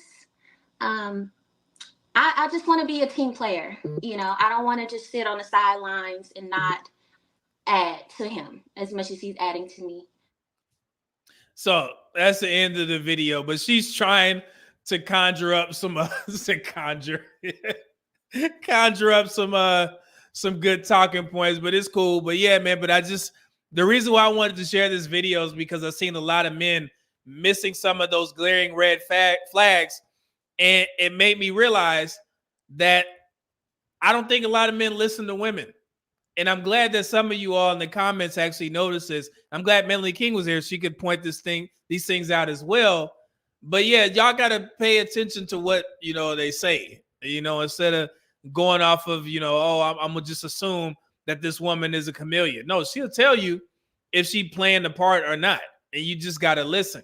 But she did a good, but trust and believe her DMs are probably full, because she meets the looks department. And if you're a man who's in the position to teach a woman, then this may be the woman for you. But yeah, out of all the live streams that I've watched of Kendra G's show, she has to rank as one of the most attractive women that has been on the show, right? So yeah, so you can understand why I say that her DMs are probably flooded. Because typically from what Kendra G says, when she has men come back on the show for the second time, they'll say that they've had 2,000 women reach out to them via DM and only one qualified, because the majority of women that message are overweight or obese. So she's one of the, rare women from Kendra G's show that probably has a lot of male suitors, both black, white, Hispanic, whatever. And she may be a little bit more, saying international, from what I've learned listening to I guess not the divestor community, but the women who don't like black men, they'll say things like code words like international, or the man who's right for the job. So she may not even be looking for a black man, to be perfect. I know she's not talking about the African men that spam Kendra G's comment section, trying to get a green card. But yeah, she may not even be looking for a black man. You never know. So yeah, but that was a great video to review outside of the norm.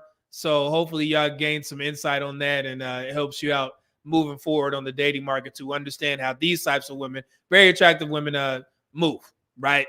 But she has some things that need to be worked on. So let me get to some of these comments real quick. Oh man, got Don Allen became a YouTube member. My man, appreciate that, good brother. What's that? Is somebody's dog in the profile? I always look at profile pictures. Thank you, brother. And we got Ro said with the 499 super chat, said, "Lord, make me want to move back to G." Oh, I got that one. Okay, cool. You a fool for that. Let's see here.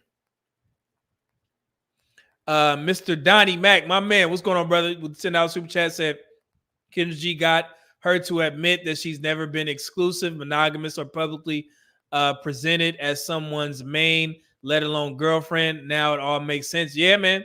Like I said, we got to kind of read between the lines, because, it's got to put 2 and 2 together. So HVAC man with the $5 super chat, he said the red flag is all them situationships. Beautiful woman, but she's disqualified after saying all that. That's funny. Let's see. I get a couple of them. Quiet Storm says, I question anyone thought process who watches Kendra G on a daily basis. That's funny. Xerxes, I'm not saying that, but he says Dubai. Oh man, you wildin'. All right. Derek G, the overseas man, not looking for her either. I mean, hey, you never know. But like I said, it's gonna be a tough road. You may be the primary breadwinner, black women. Esco 215 says, this feels so fake. Poor girl. She's probably a great friend though, but I wouldn't risk loving this girl. Like, how many rugs did she pull on guys before showing up to this interview? You never know. But like I said, eventually, either way, her DMs are going to be full because she looks the part. So, Adel Ben Judah said, 11th rule, if she dates more than one man, she been ran through. This guy. Brandon X, you love going in on Kendra G show. Nah, man, I just like I said, there's a couple live streams, some guys said, man, you should review some of those videos, and this one is the one that popped out. So, but I definitely use them as case studies or avatars, as I like to say. Let's see here. Only the best. That's at least 45 inches of horsetail. I assume you're talking about Kendra G. Melanie says, definitely don't want black men. She wants a rich European international is cold for diversity. Yeah. Okay. I thought I was the only one that noticed that. Atlanta is mostly black and she's done with them. Yeah. And I noticed that, especially on TikTok. You watch TikTok, man, and you get all the kind of behind the scenes code words. And I kind of picked up on that. International or man overseas. And it's funny. I put out that picture. I know y'all see it. Hold on, I'm gonna bring it up. Wait 1 second. Where is it? Hold on. Wait, I'm gonna send this up just in case y'all missed it. And this is from me. Like I said, I'll do my research and see what's going on TikTok. And this is the conclusion that I came to after being on that app for a while. So hold on, let's see. Oh man, wait. Here we go. Let's see. Where is it? It'll pop up. Give me 1 second. Come on.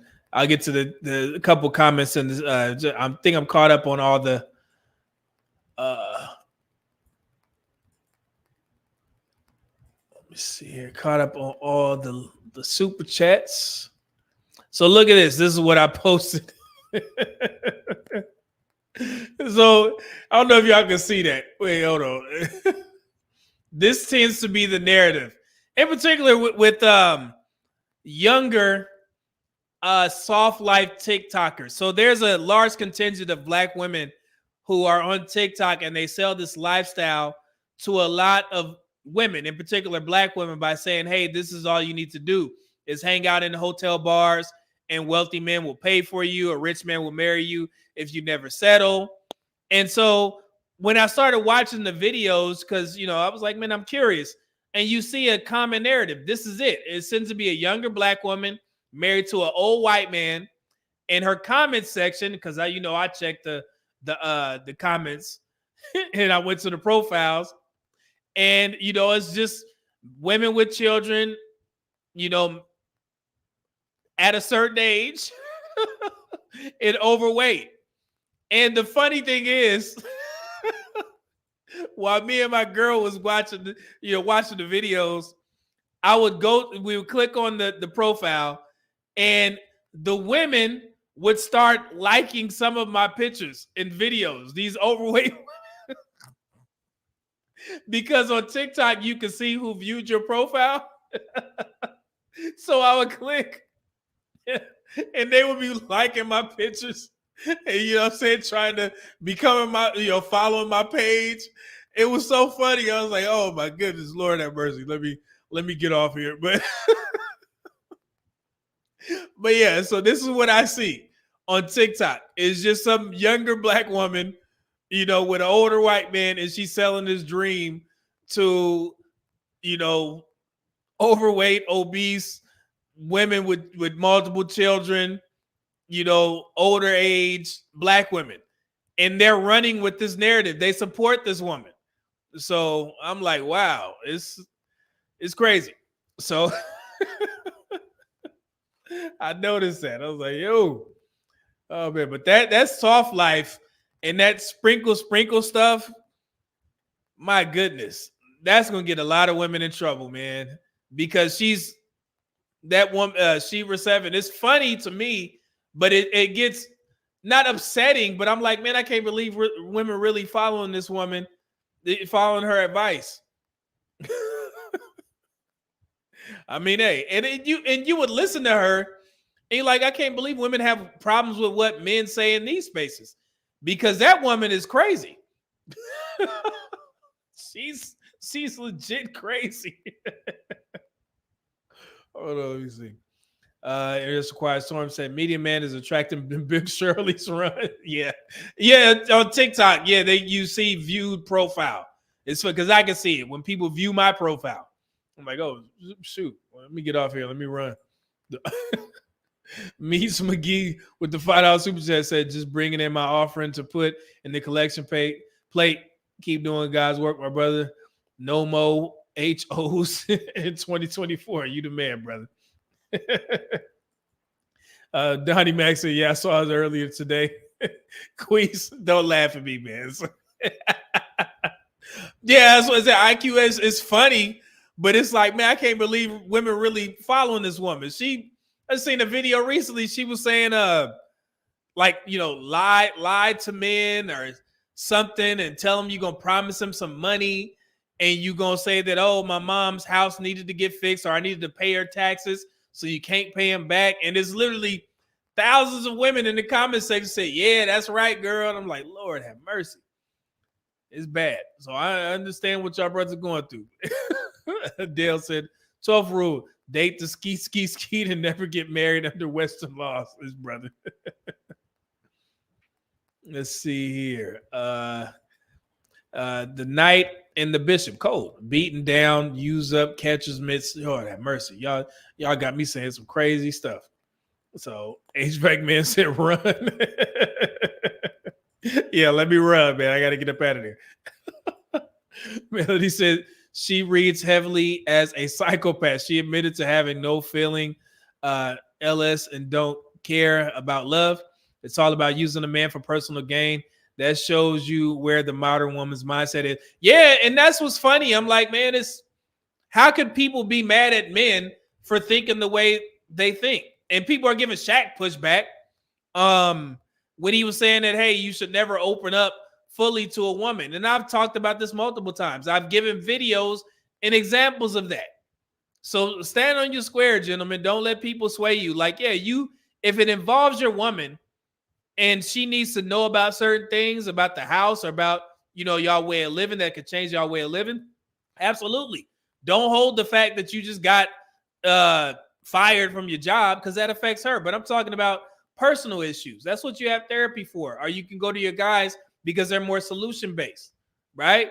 But as far as like telling all your deepest, darkest secrets to a woman, man, and that's not necessarily saying that you don't trust the woman that you're with. I trust my woman, but it's certain things that I've rather discussed in therapy because I don't even want to put her in that position to even feel tempted to tell all of my deepest, darkest secrets or use it against me, right?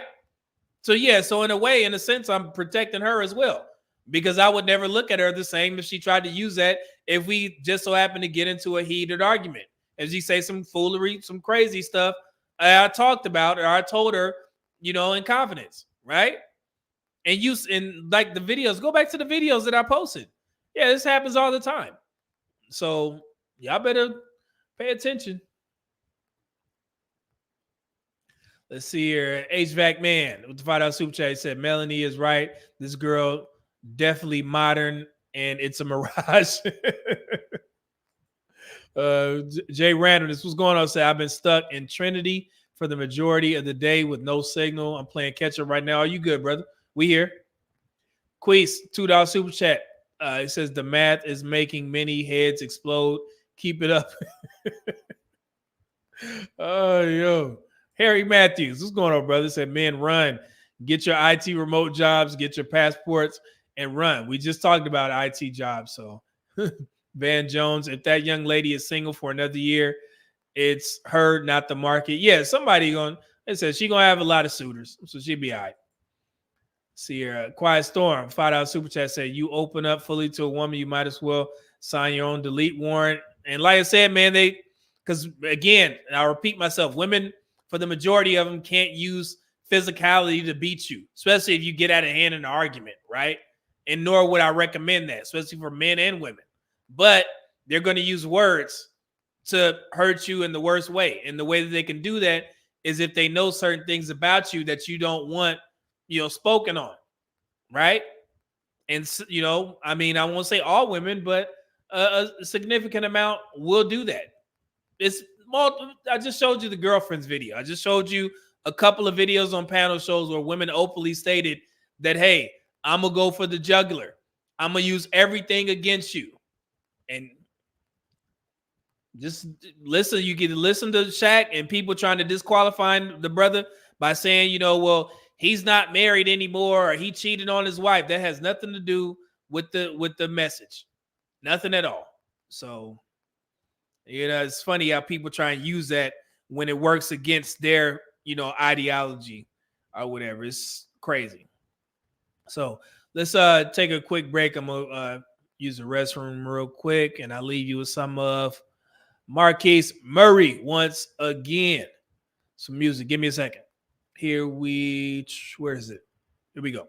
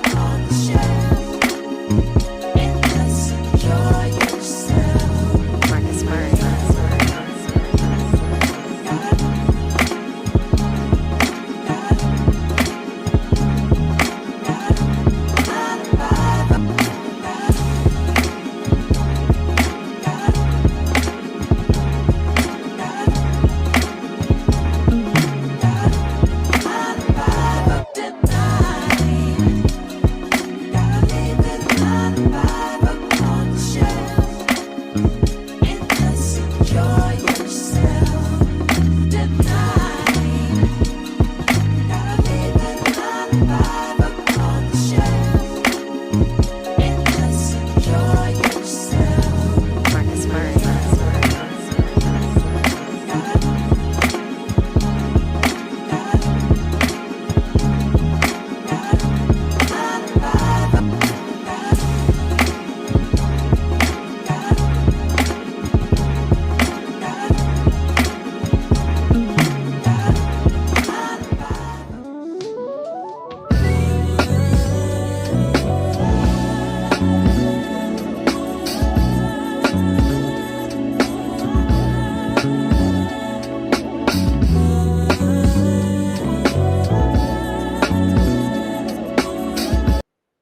All right, let's get back to it.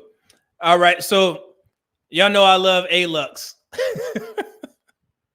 We didn't get a chance to play this video on the last live stream, but I want to make sure that y'all get a piece of this. So we're going to look at A-Lux. They have a list of 15 things that broke people always have money for. And then, some high-paying jobs. And this is very important. So A-Lux is one of my favorite channels. So let's start here. Like I said, hey, if you're easily offended, hey, this may not be the video for you, but they're going to lay it out for you. So here we go. Fair use. 15 things broke people always have money for. First up, tattoos. Starting off hot, ain't it? Tattoos. What y'all do? Who got tattoos in the chat? A-Lux said broke people always got tattoos. I have 4, so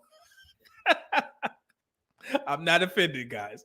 I got my tattoos when I was young. Like what? I got 2 when I was like 16, and then I got the other 2 when I was in the military, and they don't mean anything. Trust me, guys. So let's continue. Triggered some of you, didn't we? But you know it's true. Some of the poorest people you know have plenty of tattoos. Cigarettes and booze. If there's one thing broke people will conjure up money for no matter what, it's smokes. Truth be told, they'll still make it happen even if cigarettes were $60 a pack. How are you barely getting by but still taking down a 6-pack before bed? All right, so they're coming at it from a broke perspective, right? So you guys know I'm a whiskey guy. You know what I'm saying? I'm a whiskey connoisseur. So it's okay. They're not talking about you, men and women who have their stuff together. They're talking about broke people spending their money on smokes and booze. That's what they're talking about. So let's continue. We once heard someone say that if they had to choose between food and a pack of smokes for the day, they would pick the smokes. It's so habitual and brain-numbing that people default to it. And it's the same with weed, and especially true with more addictive, harder drugs. Acrylic nails, hair extensions, and fake lashes.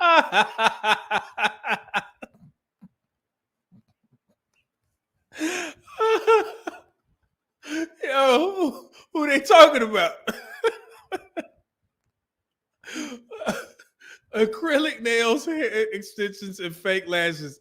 I get it that all women do this, but it's just funny the way they put it out there. Oh man, let's continue. Hold on. Anyone can get it. You lack proper education, you lack any real skills, but you'll never miss on your nail or lash appointment because, hey, the Kardashians got rich because of their looks. No, they didn't. They got rich because they had someone with S-tier marketing skills pimping them out to the media, and that's not you.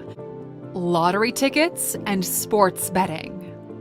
How many of your friends talk about sports betting? How many are just waiting for the ticket to come in? They've been playing for years, haven't they? And if you ask every single one of them, they'll tell you they're just above break even. They're not at all like the other losers that bet. Turns out that's what everyone thinks. Payment plans for a large TV or a new phone. Look, we're gonna say this once so you remember it. Just because you have the money for a down payment or the first payment, it doesn't mean you can actually afford the item. This is your ego doing its bidding. But that's a funny point. I remember when it was around Black Friday time, somebody said, man, why every year come around, y'all need new TVs? Because y'all be fighting on the same damn TVs every year. Like, what the hell are y'all doing? Y'all breaking up shit in your own house? Like, why? That is the main focus on Black Friday. People running out there to get new TVs. Like, stop. What are you doing with the old ones? Pets they can't afford to take care of properly. The old lady with a big soul and 20 cats. The skinny dude with the pit bull they have no chance of containing if Jaws ever decided otherwise. At some point, they don't even take the animals out of the house anymore, so the smell starts to build up. The paradox here is that they love their animals, which is why they would never allow anyone to take them away, even if it was for everyone's well-being. Let me stop right there. So I had to do some research on this. I wanted to see how much it costs to take care of a dog. So this is what I found on USA Today, right? They said the average cost of owning a dog is $376 a month or $4,500 a year, according to a recent survey of 1,000 dog owners. The total cost of owning a dog includes the cost of adopting or purchasing the dog, as well as ongoing annual expenses such as vet care and dog supplies. Initial medical costs for a new dog, such as vaccines and spaying and neutering, can run from $50 to $500. Additional services such as doggy daycare or a dog walker can add to the cost of dog ownership. And then there was some other facts. Hold on, let me show y'all something else real quick. So how much will it cost to keep a pet? They said $40 to $290. On average, $480 to 3,400 annually. But where was that other one? It was another one about the raw dog food. Let me show y'all. I think this is it. They have a whole website for this. If you guys don't know, it's called Petable. And you can see how much it would cost to take care of your dog. So the average new dog owner pays around $1,700 in ownership expenses. Some will pay nearly $3,000 per year. Damn, it was another. Damn, I forgot that. But yeah, so basically there are some people, and I've only seen white folks do this, and it's on YouTube. They have channels, YouTube and TikTok, where white people actually feed their dogs. They call it raw food, raw feeding, to where they'll feed the dogs secreting organs, pig ears, dried turkey necks, real steak, chicken, or whatever the hell else, and put it all in one. Blueberries, spinach, broccoli. It's one black woman that actually cooks for her dog, her pit bull. Like, she literally cooks meals. And they said that if you are planning on feeding your dogs raw food each day, or however, on average or whatever, it came out to like damn near $25,000 a year just off of food expenses. So when you see those videos, these people coming out the pockets to pay for these dogs. So yeah, I was curious when I heard them say that. Like, how much does this cost? I want a dog, but I'm not here enough. We're not here enough to take care of a little puppy. But I'm gonna make time. I'm gonna do what I need to do to get us a dog. But yeah, so they that is expensive. Look. H2 said raw feeding is better, but super expensive. Yeah, man. Yeah, it's a lot. It costs a lot of money. Look. Go to drunk photography. Say, yeah, that lady don't need no man as her approach. Yeah, I seen that video. She's literally cooking for the dog. Like, I was like, damn, she better than some people. Sheesh. Mona in there? I didn't see where Mona at. Oh, okay, cool. Hey, Mona, what's going on? Say hi, Media Man and crew. Okay, Mona in the building. Thank you, Mona, for being here. Appreciate it. Let's see. F. Tanner, $5 Super Chat said, greetings. The name of the African Brothers YouTube channel you're trying to find is Blacknificent Media. Oh, okay. I'm about to. I'll tag him. I'll tag him once I get done. Thank you. Where'd you find that? I couldn't find it on that video that I saw. It was under Men's Voice Podcast. Okay, but yeah, they be cooking for these dogs. Let's continue with A-Lux. Here we go. Loud exhausts and car parts. Look, okay, we get it. Need for Speed Underground was a cultural moment. Some people outgrow it, and some people don't. Putting a spoiler on a 1998 car and painting a flame on the side doesn't count as car tuning, nor does it make the car go faster. Do people still do that? Do people still put all that extra stuff on there? I remember, in California, that was pretty big. The Asians, they used to modify their cars with all that loud exhaust and the big spoilers and all that type of stuff, that Fast and Furious type stuff. Do people still do that? Like, look, Texas and Houston, we got, swangers. We see a lot of folks with them spokes poking out. That's how I'm from California, but I used to listen to Mike Jones, Slim Thug, Paul Wall, especially Paul Wall. He used to always talk about swangers. So we see that a lot here. But in California, they have the hydraulics, but putting all that extra foolery on there, yeah. And let me see. Magnum Group says down south, like the loud pipes. Okay, Puerto Ricans. See, it's even worse now. Oh, wow. Donks. Yeah, there you go. Donks. That was an Atlanta thing. Donks. That's what they call old school cars. You can correct me if I'm wrong, but let's continue. Brand accessories. Versace sunglasses are usually the instant tell that someone's broke and trying to look rich. Actually, Versace anything for that matter. And since Versace is the most reproduced brand on the black market, you'll see them with Versace towels, Versace slippers, and if you've seen our video on 15 things that scream, I'm pretending to be upper class, well, you already know about those Versace gates. So with, she says Versace, I like how she says that. So that is that is one of the largest luxury brand that's counterfeited, or like they it's a lot of people that make fake Versace, right? So that's why she said it's one of the biggest I guess tales that somebody is broke, because you may be able to find certain things with Versace print, but it's not actually something that the Versace, the company, actually produces. So I'm pretty sure that's how she meant that. So just put my 2 cents in there from what I learned with luxury brands. Let's continue. Holidays on borrowed funds. Mm. No matter how broke you are, society tells you that you should never let others know how broke you really are. Protect that appearance, right? So what does a young gentleman do when they want to impress a lovely lady? Well, he borrows his friend's car for the first date. Eats on the tab. The date goes well and the lady agrees to a second one if he levels up. So our young Casanova here takes out a payday loan or borrows money from whoever he can get it from to take the girl to Miami, to Greece, to Dubai, the Maldives, however far that money will stretch. Personal financial collapse just to get laid. All right, that was a word. They just gave the guys some advice. And again, guys, this is not her advice. She's actually, reading a script and she's, saying it. She's on all the ALUX videos. But yeah, stop, going on vacation when you can't pay the bill back. It's cool. Like I said, when I vacation, I either put it on the Amex Gold or the Amex Platinum, because, I like the point system and, we get the, the perks back. But those, payments get paid back immediately. Don't just be running up a credit card trying to go on vacations and you can't pay it back. That's not what it's for. You're supposed to use a credit card to pay for your trip in advance so you can get the best price on the airfare and on the hotel.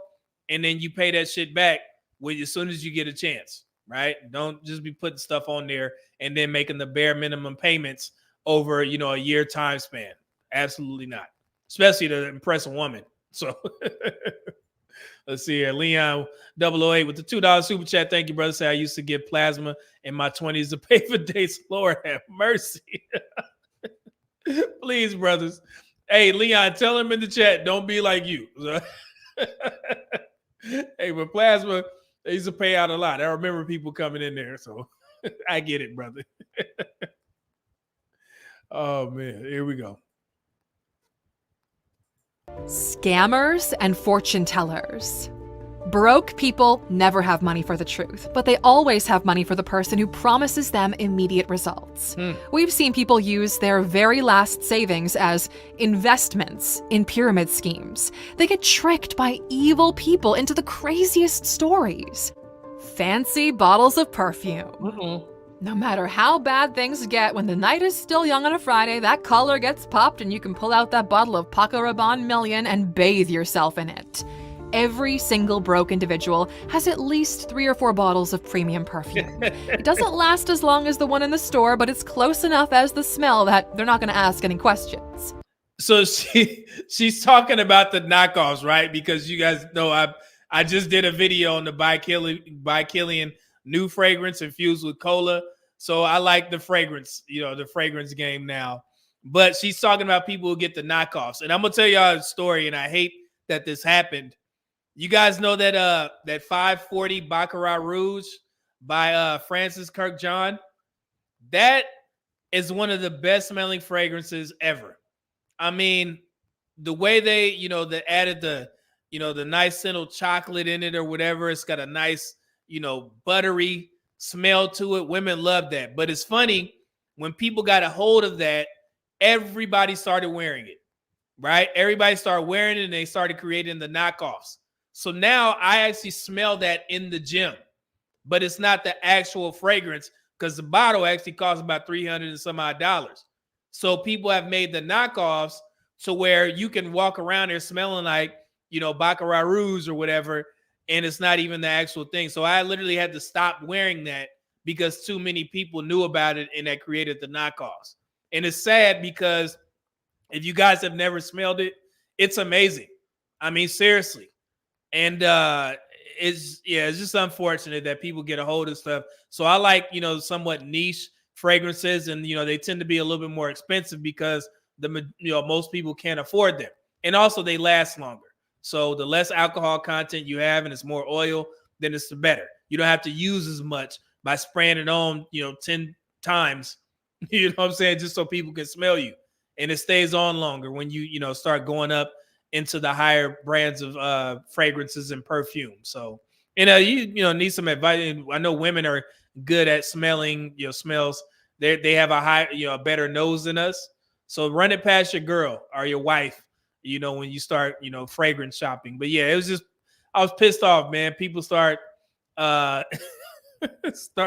wearing that, and I was like, man, now I can't wear it no more. So damn. So go to Drunk Photography said, you broke if you wear cologne in the gym. I actually wear cologne in the gym. I wear the cheap cologne in the gym. I go to the middle of the mall and I get the cheap cologne and I'll wear that. It's not overbearing because it's a high alcohol content. Basically what they do in those middle of the mall places, they'll buy the actual brand and then they'll, dilute it with, like either water, alcohol, or whatever, so they can sell more of it. Right. So yeah, and it's very cheap. So I'll put on some of that or whatever, and I'll be good to go. So yeah. Let's continue. Here we go. Also, people who buy those toiletry sets just to get the branded gift bag, some ladies fashion those as a clutch to events. Wish or AliExpress junk. You know you're broke and need to keep a hold of every penny you earn, so what do? You go online shopping on a budget. You go to Wish or AliExpress and buy the most unnecessary things ever because they seem like a good idea, but it's not. New Jordans. Uh-oh. New Jordans. Here we go. Who they talking to? With the lashes, your hair extensions, and Jordans. Who they talking to? Let's continue. And New Jordans here is basically a stand-in for the latest thing. The money you were saving up for that important thing, that can wait because you need this right now. So you act on impulse. You've just been marketed to, okay? Look, John Neal says she tripping now. Hey, I told you, Alux don't play. Oh, this is good. Here we go. If you're broke, you don't need that new iPhone, no matter how impressed Mother Nature was with their sustainability efforts. #cringe. You already have a phone, you already have shoes, you already have clothes. Actually, you've got everything you need, so keep your money close. Most people blame others for their lack of money, only to give it away willingly when a cool product drops. You don't need the new thing, you don't need more. You're broke, so why are you eating out? Why are you ordering in? Because, Alux, cooking food at home is more expensive than eating out. False, my friend. Without further ado, all right, so let's stop there so y'all understand that she was talking to people who are considered broke. And if you guys don't know what the definition of broke is, let me show you real quick. Alux, don't be playing. Let's see here. I don't know if you guys can see that. I'll read it to you. I just looked up a couple of definitions because I know we go back, what's broke and what's poor. So what does it mean to be broke? To be broke means to not currently have a lot of money. That's all it means. Nothing else. So it doesn't mean that you don't have money to pay for a girl. It just means that you don't have a lot of money right now. Someone who's broke might not have a lot of money right now, but they don't let systems of poverty, mind frames of scarcity, and the conventional wisdom of others keep them down. People who are broke don't have much money right now, but they're working as hard as they can to change that for the future. An important mindset to adopt if you don't have a lot of money is that you're a rich person who is currently broke. Calling yourself a poor person will only breed the poverty mentality and lead you to staying broke. A persistent state of being broke that is difficult to escape over time leads to becoming poor. So basically, poor is an actual mindset, the way they define it. And also, being broke is just you don't have a lot of money right now. And that was one of the main reasons why I put the community post up to ask the question what men think broke means when women say it.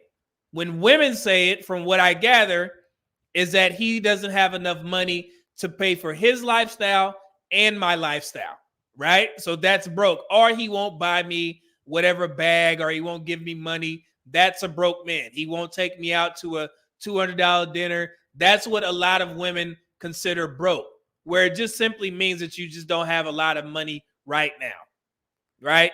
So, yeah, and that's why it doesn't make sense to get involved in these conversations about women asking for a money requirement, because the way they define broke is different. But I'm glad you guys understand it now and you can move forward. Yeah. So basically from the majority of women online, every man is broke, right? Unless you it's a standard out there on TikTok. And I keep referring to that app because it is toxic for women. Seriously. There's a woman who's basing her relationship requirements on a woman who's married to a rich man, and he bought her I guess a private jet. Yeah, he's a rich guy. He bought his wife a private jet, and she's basing her standards off of that. If I don't get a man who can't do this for me, then I don't want him. In that sense, that tends to be the narrative in these spaces. They'll see some woman on TikTok, they call them like a Dubai wife, where she's literally going to shops and she's going from Louis Vuitton. She's going from, to Hermes, and she's just shopping like a normal day. Her husband gave her the card, and she's like, oh, I just wanted to go to the store and buy these things. So now women, black women in particular, are saying, I want to be a Dubai wife to where I can go shopping and just, my husband takes care of everything. So yes, it's, I think there needs to be a study on this. I know somebody's probably working on this. I'm probably sure, because a lot of women's minds are warped because they see these women. They're like, yeah, I need to get tips from her. And I'm like, oh my goodness, this is wow. But oh, TikTok is wow. So let's continue with this A-Lux video. In no particular order, here are 15 high-paying jobs right now. First up, airline pilot. And this is just, and fair use, by the way, this is just for your own essay. It's not a long video. They're just identifying some career fields that you may want to look into if you're thinking about changing, or you're on your way. For the younger guys that are on my platform, these are some of A-Lux's highest earning career fields. So I just wanted to put this out there to let you guys know. Here we go. Fair use. Now, as an airline pilot and co-pilot, you can make around $161,000 a year. Pediatrician. Now, pediatricians earn about $184,000 a year, a handsome sum, but it comes with a lot of pressure. Keeping on in the medical field for a moment, there's surgeon. Now, surgeons make bank too, bringing in around $409,000 annually, but again, it comes with a wealth of responsibility. Yeah, and that is a tough job. It is a lot of responsibility involved with that. Yes, they get paid a lot. We literally just got sent the physician pay scales or whatever, because we track that as well for work. And yeah, they get paid a good amount of money, but that is a tough job. It is very commendable. Man, doctors are the closest thing to angels, surgeons in particular, you know what I'm saying, for what they do for people. And I just may be biased because I'm in the health field, but yeah, we respect our surgeons, or respect our doctors over here. So yeah, but it's a lot of responsibility. Here we go. And then taking that pay grade a step further, neurosurgeons. They're usually seen as the creme de la creme of medical professionals. They make over $600,000 a year, and based on what they do and how in demand they are, this number seems apt.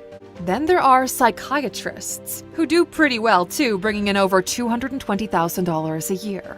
They work with the complexities of the human mind. Data scientist. Now, data scientists are all the rage these days, and while their $130,000 salaries aren't the highest of the bunch, the accessibility and intrigue that comes with the job adds to its attractiveness. Data scientists uncover patterns and insights hidden in vast amounts of data. Their work involves using analytics technologies, including machine learning and predictive modeling, to solve complex problems. A typical day might include cleaning data, performing statistical analysis, and creating data visualizations to communicate findings.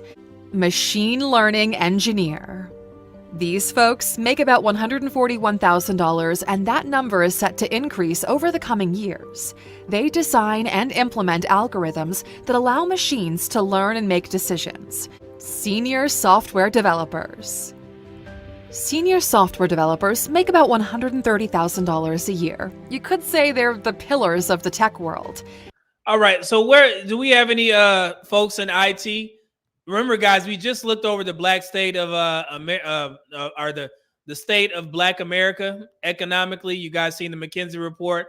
I just touched on some of the career fields that Black folks are in and how some of them are going to be removed by 2030. I believe it was how many jobs? 6.7 million.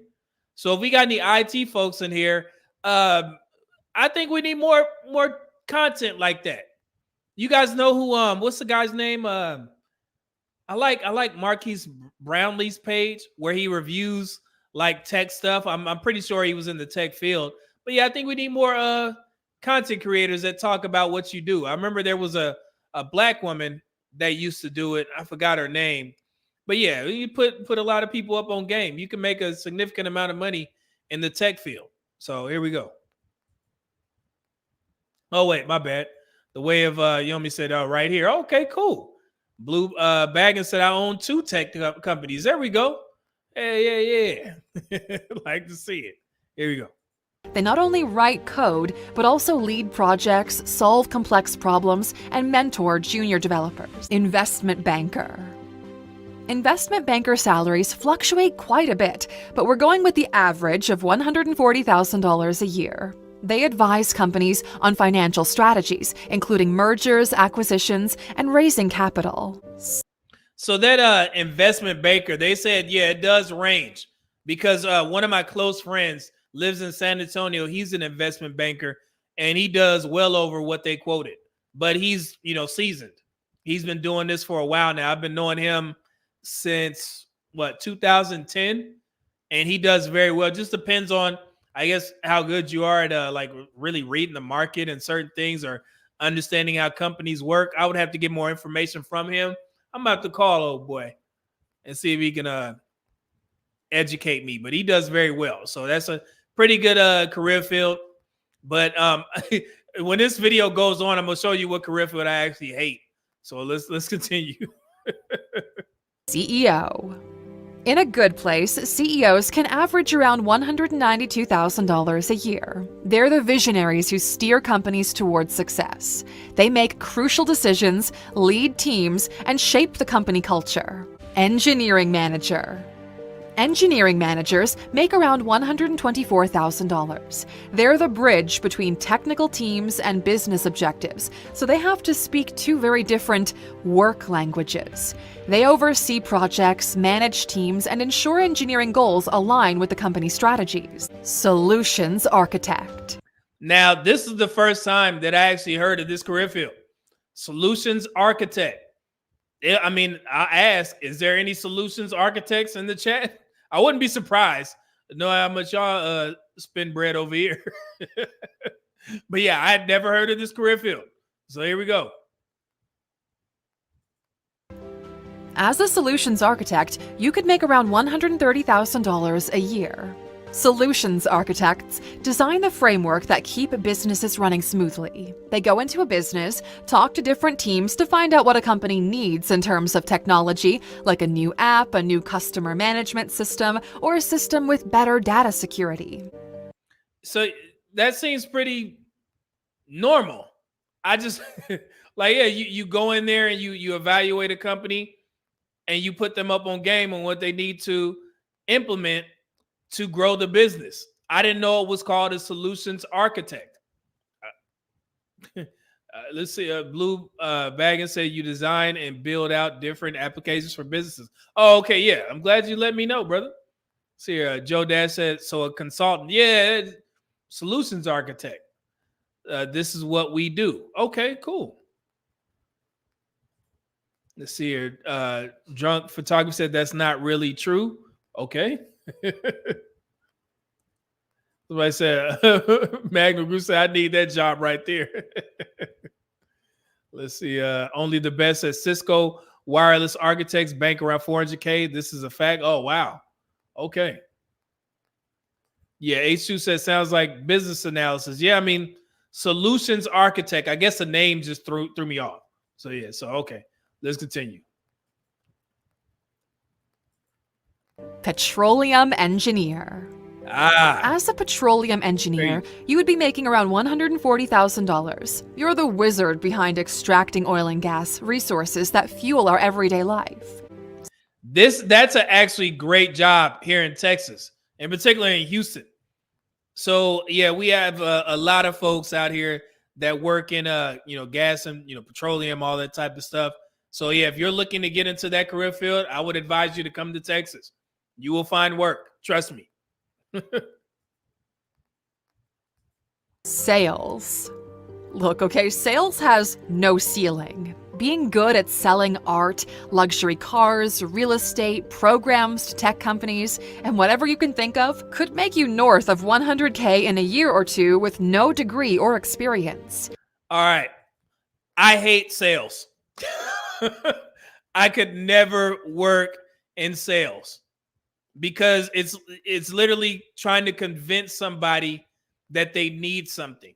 And you just literally, like, to me, it seems like begging somebody to buy a product. I'm more in the business of, I guess, knowing that people need something and they have to get it, as opposed to trying to convince them. But that may be because, I lean slightly towards being an introvert. So I got to literally hound you to buy this product that I'm trying to sell. And that's what, my salary is based off of, the commissions. So basically I can never be a car salesman because I have to sit there and convince somebody that they need this product or need this car. I could do it. But a lot of people thrive in sales. And like they said, you don't need a degree to work in sales. If you're good at it, you can make a lot of money. It's just not up my wheelhouse. I couldn't do it. So I definitely couldn't do it. Let's see. Faceless Man says sales is hard and ruthless. Yeah, I said some people thrive. Again, I gotta.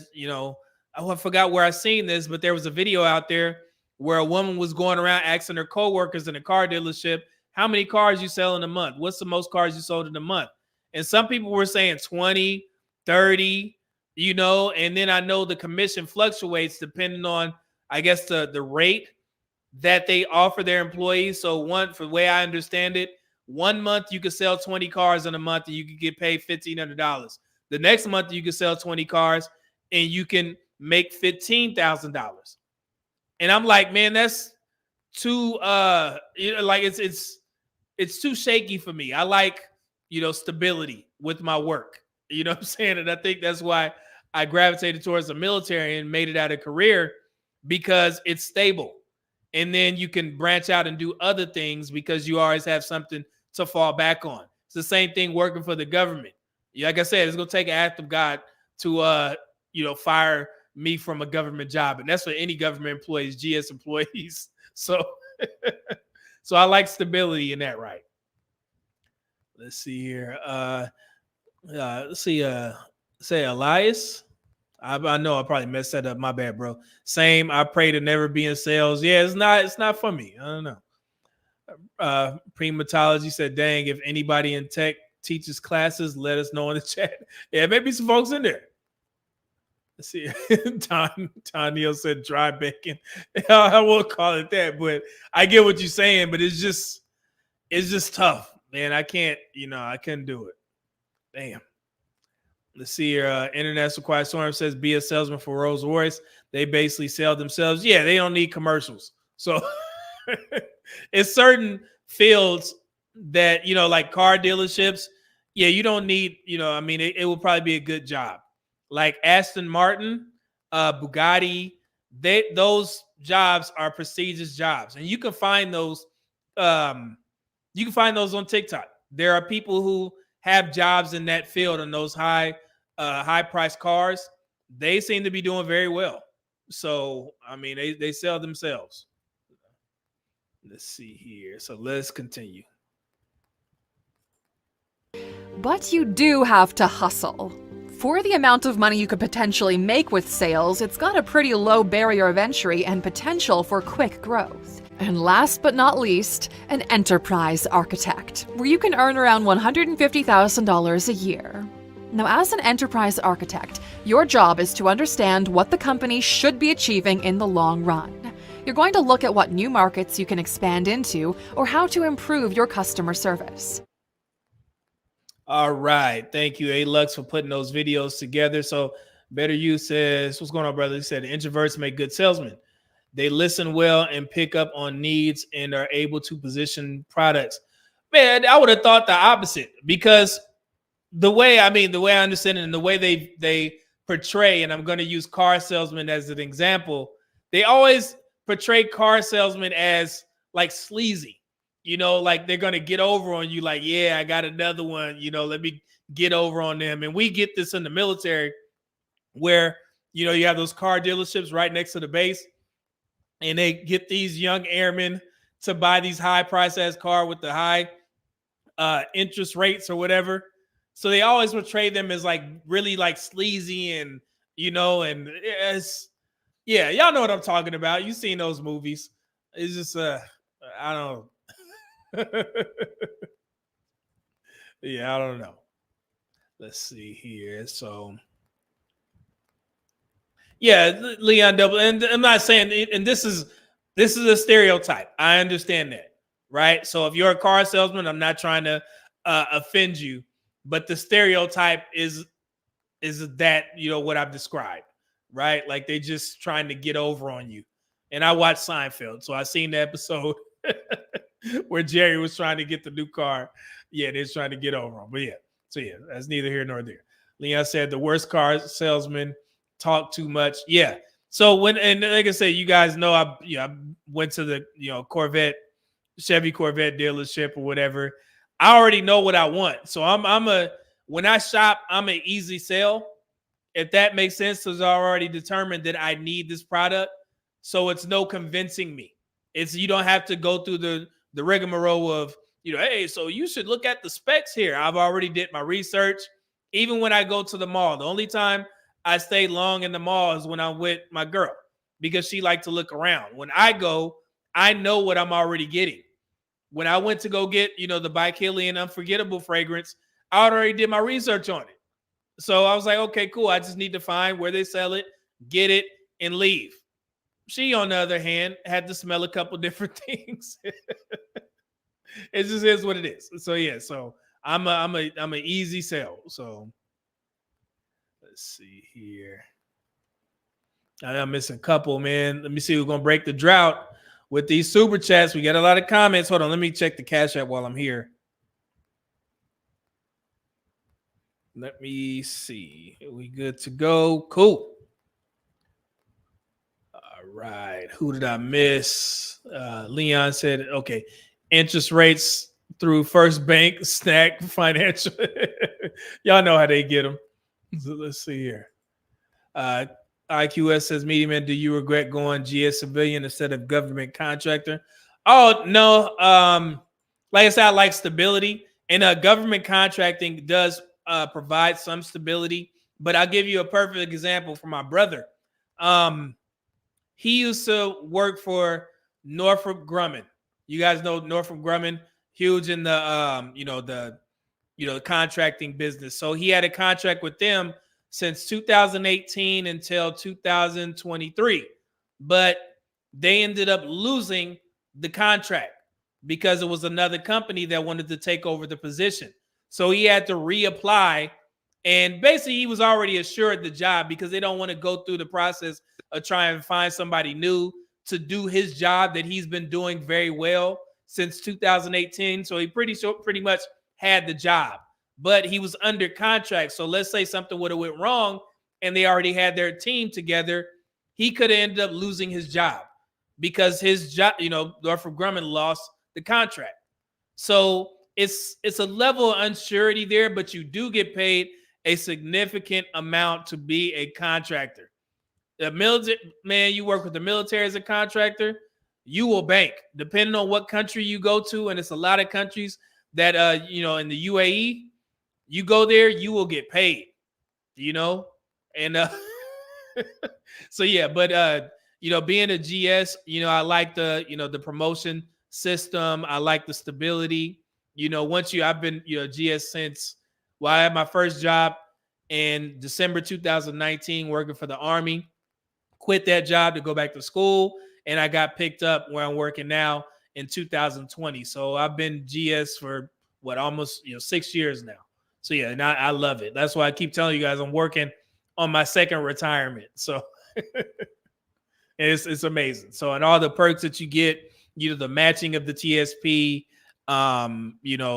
the contributions to the Roth and the IRA it's amazing. So yeah. Hopefully I answer your questions, IQS. Better use the $5 super chat. Thank you, brother. I appreciate it, man. And Blue Baggins, my man. Thank y'all boys for breaking the drought, man. Glow Hardy says 2010 Challenger with the 22% interest rate. Y'all, yeah, they be getting the young military men and women out there. But it was funny. I just watched a video where the woman that I was telling you guys, she was walking around asking her coworkers what kind of car they drive and what their car payment is. There was literally a guy working at Mercedes-Benz. He didn't drive a Mercedes. He drove a Lamborghini. And she asked him, how much is your car payment? That dude said $2,700 a month. Yeah, $2,700 a month. That's insane to me. I don't care, man. If you have a car payment, then that basically means that you're not wealthy. Like you could be rich, you could be well off, right? But a wealthy person paying $2,700 a month would never do that. They would just flat out buy the car because they have the wealth to do so.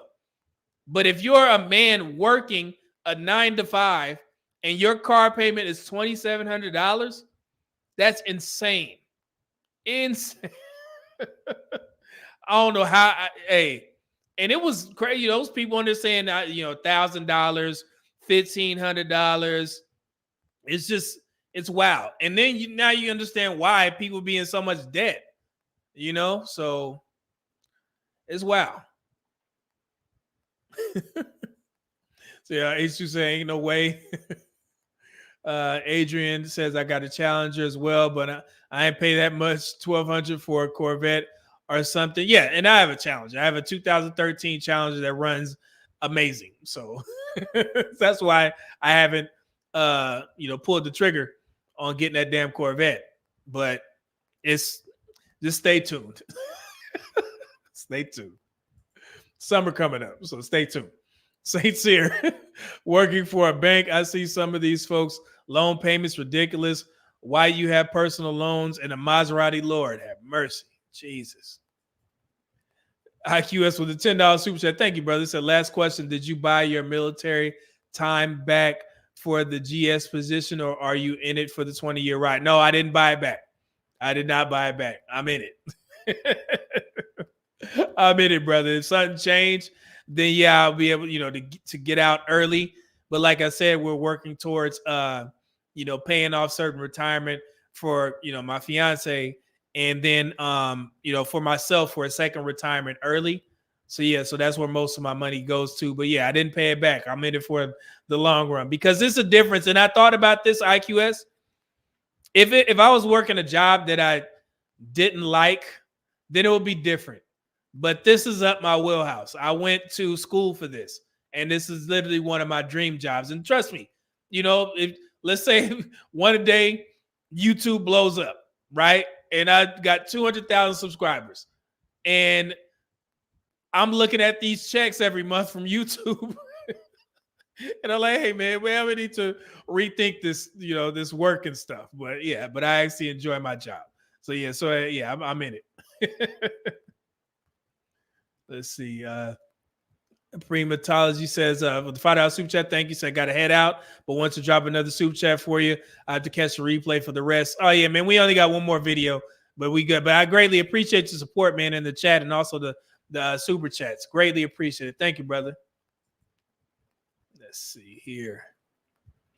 All right. Yeah, priorities all messed up. Trues, dude, man. Adrian said, I've been a collector since 2011. I never wore most of them. What I missed? Some Jordans.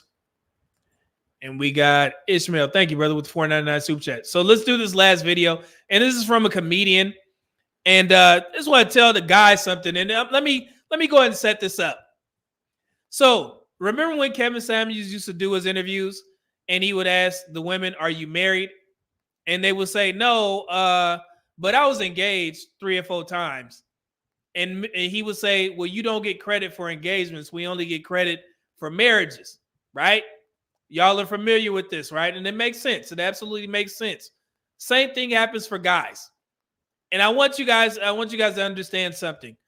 When you try and use other races, and talking to black men, when you try and use other races of women in comparison to black women and what they do or don't do, they're going to look at you the same way when you're trying to say, I dated this woman and she used to do this for me, where you're not with that woman now, right?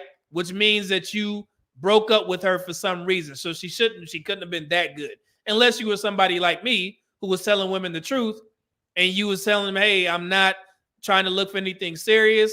We can hang out. We can kick it. It is what it is. But most men don't do that. So when you have a brother like this comedian say something about Asian women and he's using it in comparison to black women and what they don't do, it doesn't make any sense because you literally didn't marry these women. So yes, they can be different, but it doesn't, hey, who cares if you didn't marry her? So let me show you what I'm talking about here. 2 Asian girlfriends. They are fucking loyal. Hey, listen, what are you trying to do? Build pyramids. Okay, cool. You trying to build pyramids? Let me help you. If you think I'm lying, goddammit. Su Young. She was like a rider for me. I'm like, you know what? I'm doing bad. What's wrong? I just lost $5,000 gambling. What is wrong with you? I don't know. I'm sick. What are you gonna do? I don't know. If I have $5,000 more, I think I can go back. I'll be more patient. Well, I can give you $5,000. You can? Sure. I love you. No, I can't take your. No, take it. Take it. Okay, I'm taking. Do you win with the 5,000? No, I lose again.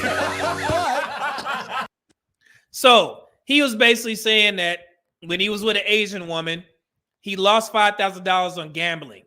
I don't know if you guys could hear that. Lost $5,000 on gambling. She was like, man, what's wrong with you? Why did you do that? Went back and forth.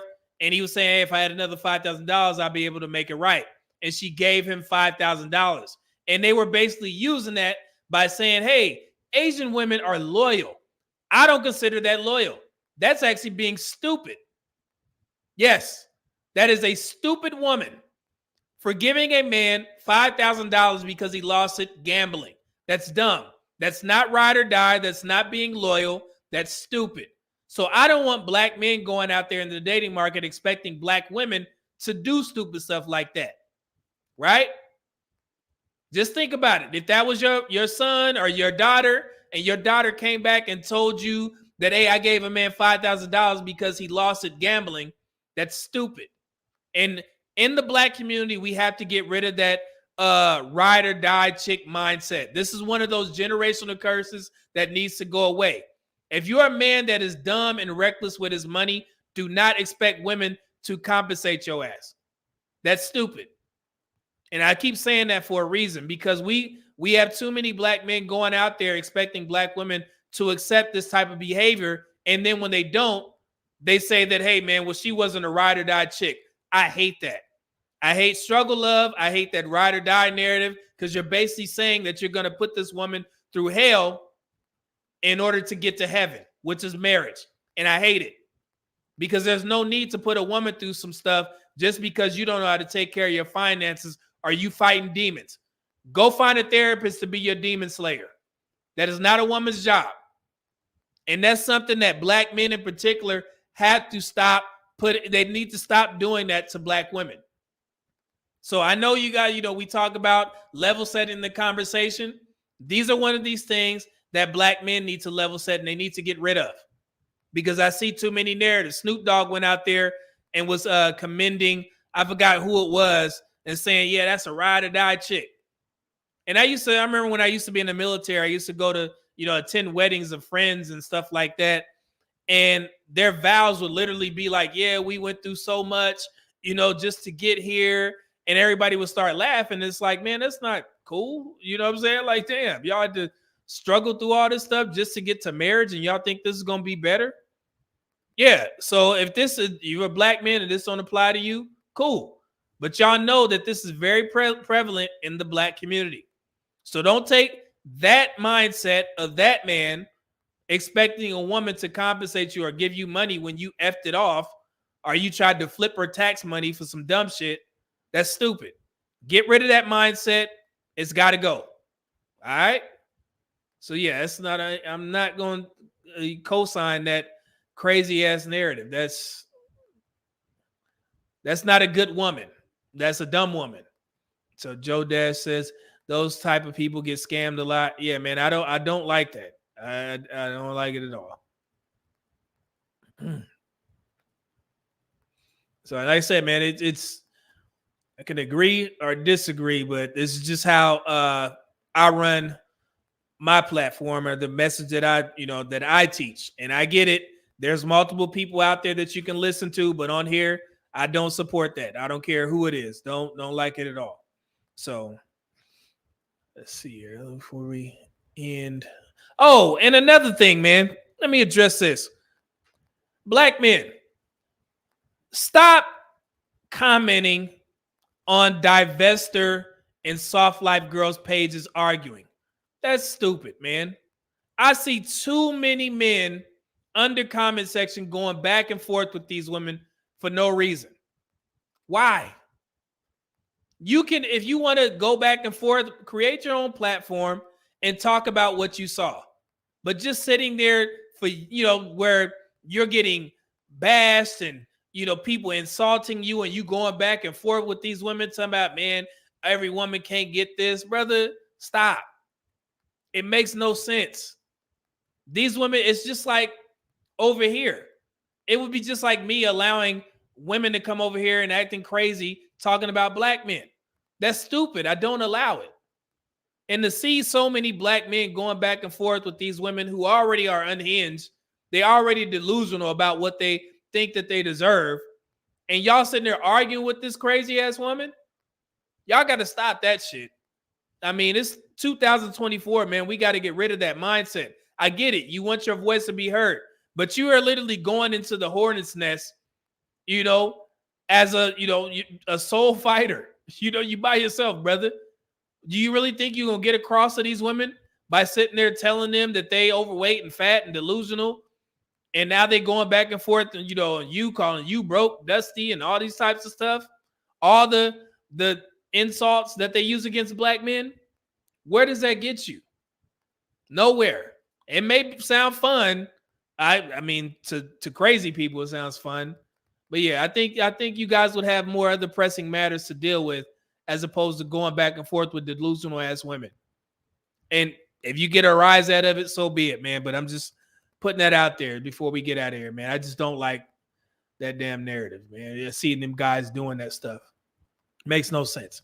But yeah, man, let's go ahead and get out of here. This is a Thursday show, and like I said, it is Kobe Bean Bryant Day. It's I've been a Lakers fan for years, fanatic, mind you, and this day means a lot, to me because Kobe Bryant. We're about the same age, but the brother meant a lot to me, man. The last time I cried over celebrity, when Kobe died, and so this is gonna be a tough day. I hope the Lakers can play well against the Nuggets, and I know y'all like, why you talk about sports now, but yeah, it's Kobe, the mindset, the Mamba mentality translates into so many areas of your life. And so I'm gonna be watching that tonight. We're gonna eat something real quick, And yeah, so it's be a tough day, but I'm gonna watch it. I'm gonna enjoy it, man. So shout out to Kobe Bean Bryant.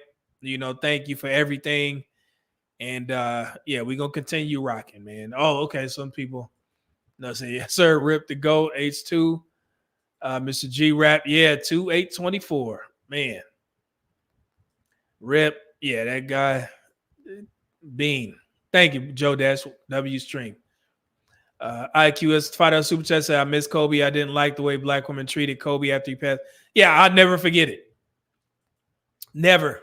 It's embedded in my head. Just the same way they treated Kevin Samuels. Certain things you just never forget. And I will never forgive the contingent of black women who I'll never forget it. I'm gonna just say that much. And I get angry when it is. I'm gonna stop. But yeah. All right. D320KG 199 super chat. Do you own any Kobe sneakers? Yeah, I do actually, but I don't wear them. Yeah, they're gonna stay under wraps. Mind you, I have some a pair of the Grinches, and I have some of the high top. I don't know the names. I'll show you pictures. The black, all black with the purple and yellow and white accents. Yeah, they're gonna stay under wraps and never worn. But yeah, I do. And I also have some Sports Illustrated magazines of Kobe framed. So, and they're gonna stay under glass upstairs in my den. So yeah. Bo Rice says they were foul as F. Totally disrespectful. Yeah, man. Never forget it. So, oh my goodness. Rip Bean, Rip the Mamba, my guy, and them Kobe Hirachis was, yeah. A lot of basketball players love playing in Kobe's shoes. So, and Ali, what's going on with the $12 super chat? Said enjoy the content, bro. Hope all is well. Thank you, brother. Good to see you here, man. All right, so y'all can catch this live stream, but we're gonna go ahead and get out of here. Thank you guys once again for promoting the channel. We're almost at 35,000 subscribers. We will get there definitely before the weekend ends. And go watch that Dr. Umar video that I just posted. And also, I'm gonna try and put out a video that is very important in these spaces. I'm gonna clip it up here in a second, hopefully, if I have time. But yeah, wait till you guys see what this video says. But go ahead and watch it. Thank you for tuning in, and I'm gonna leave you with some of that good Marquise Murray music. Let me get this brother out of here. And we out. Medium Man out. Peace. Thank y'all. And I'm gonna put together some more style content if you guys so desire. So yeah, so here we go.